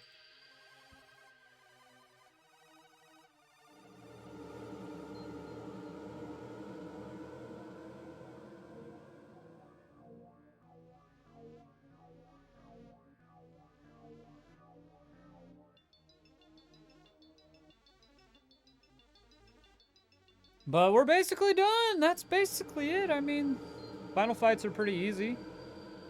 You just need to hit a few guards, depending on what Shadow Queen does. The scariest thing about Shadow Queen, in my opinion, is that on the last turn of Phase 2, you can do the breath attack, which, if she wants to do the confusion variant of the breath attack, it has a chance to confuse you. It seems like it always confuses you when it hits, but it doesn't always. Some percentage of a chance. That guard timing is really awkward. For me, it's like whenever the wind animation finishes disappearing. I want to press A, but it's pretty awkward. Good thing to consider timing, practicing Shadow Queen guards. Even though it's an 8-frame window, they're still a little tricky. And if you miss too many, you might die. So. Yeah. Hopefully my mic hasn't sounded bad for very long. I hope this tutorial is decent quality, because I sure put a lot of work into it. Been yapping. Put a lot of yapping into it, that's for sure.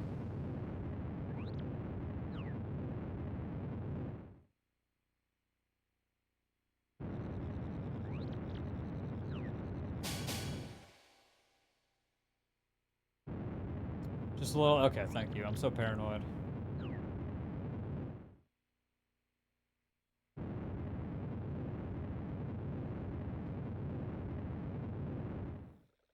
All things considered, I think this has turned out pretty well. I got a little lazy towards the end there with Chapter 8, not gonna lie. Just wanted to get to Palace Skip so I could explain that away. This has been a long one. But really, Chapter 8's not too complicated, besides Palace Skip, so...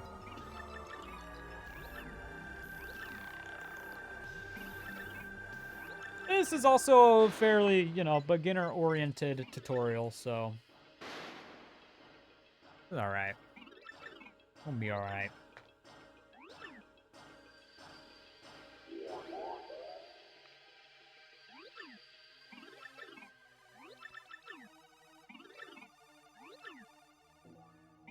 Okay, so here, if you press down and then A, you game over.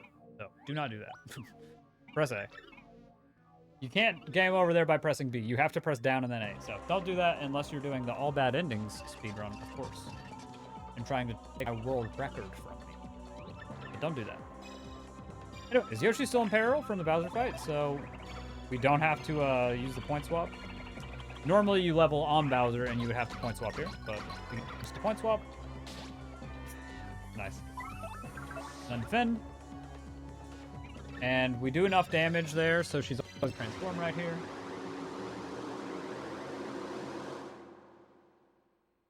And then, you know, I guess I can try and show off this rat. Hopefully I don't make a fool of myself here. Gonna jump here and defend with Yoshi.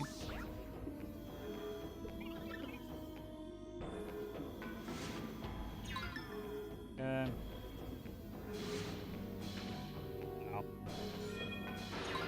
Whew. Okay.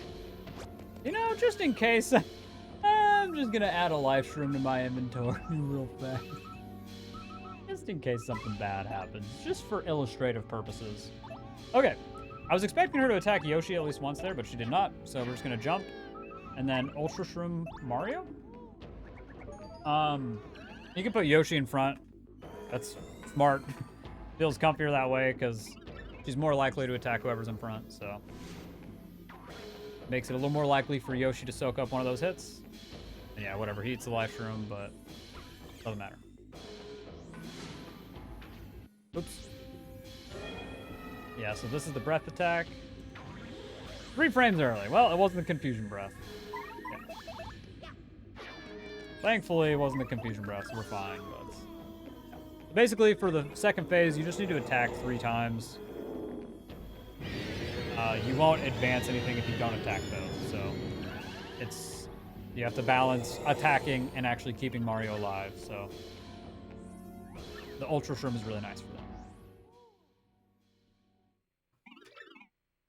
Okay.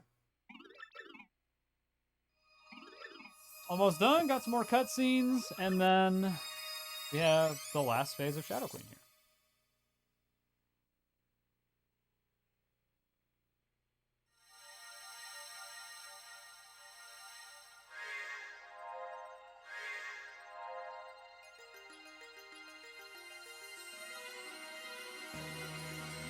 I've been live for 8 hours almost.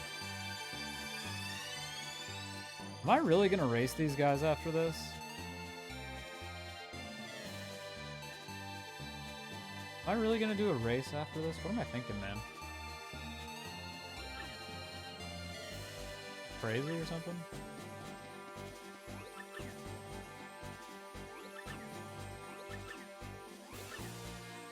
I don't know, man. Seems like a bad idea. Guess I can start one, see how long I go, but... Long stream, man! Yeah. What are y'all doing? Are y'all ready to start? Y'all were supposed to start at 9, right?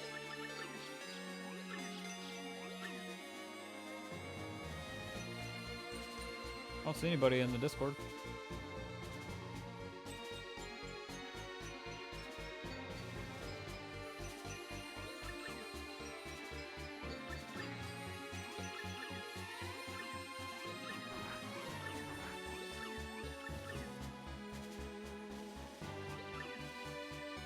I mean, were you guys gonna start at 9 or were you gonna start later?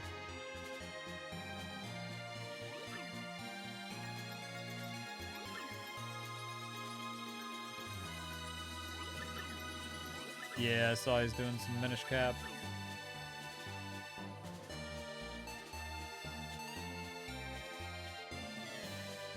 Whatever I want, okay.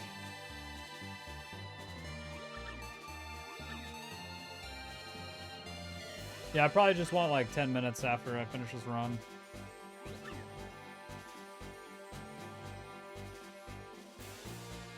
Yeah, by the way, I'm gonna go ahead and end the recording as soon as we're done with Shadow Queen.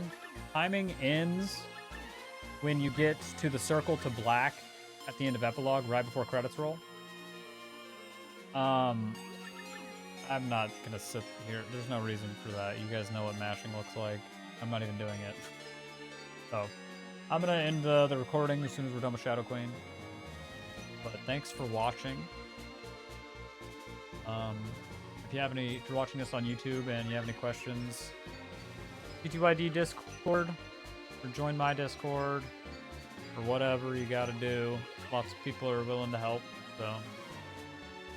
I'm sure there's plenty of stuff I could have covered more in depth or at all, but what are you gonna do? And like I mentioned earlier, a lot of the glitches have dedicated tutorials that are probably going to be a bit higher quality than what I just lapped up there. So. Stuff like TRE, blooper skip even, palace skip, potentially you might benefit from looking at some other tutorials as well. So. Yeah.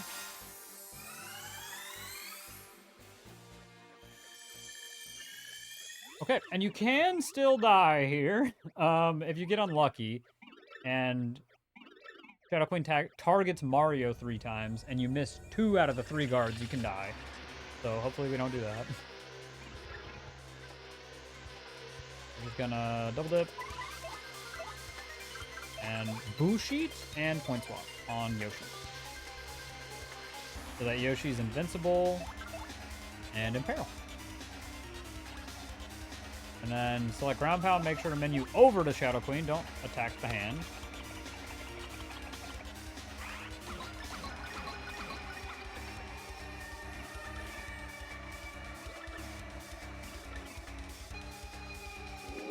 Okay, yeah, so we're fine. Even if I were to miss all the guards, that we can't die from that attack whenever the hands change. We're just gonna ground pound X4 again with Yoshi and then eat an Ultra Shroom with Mario.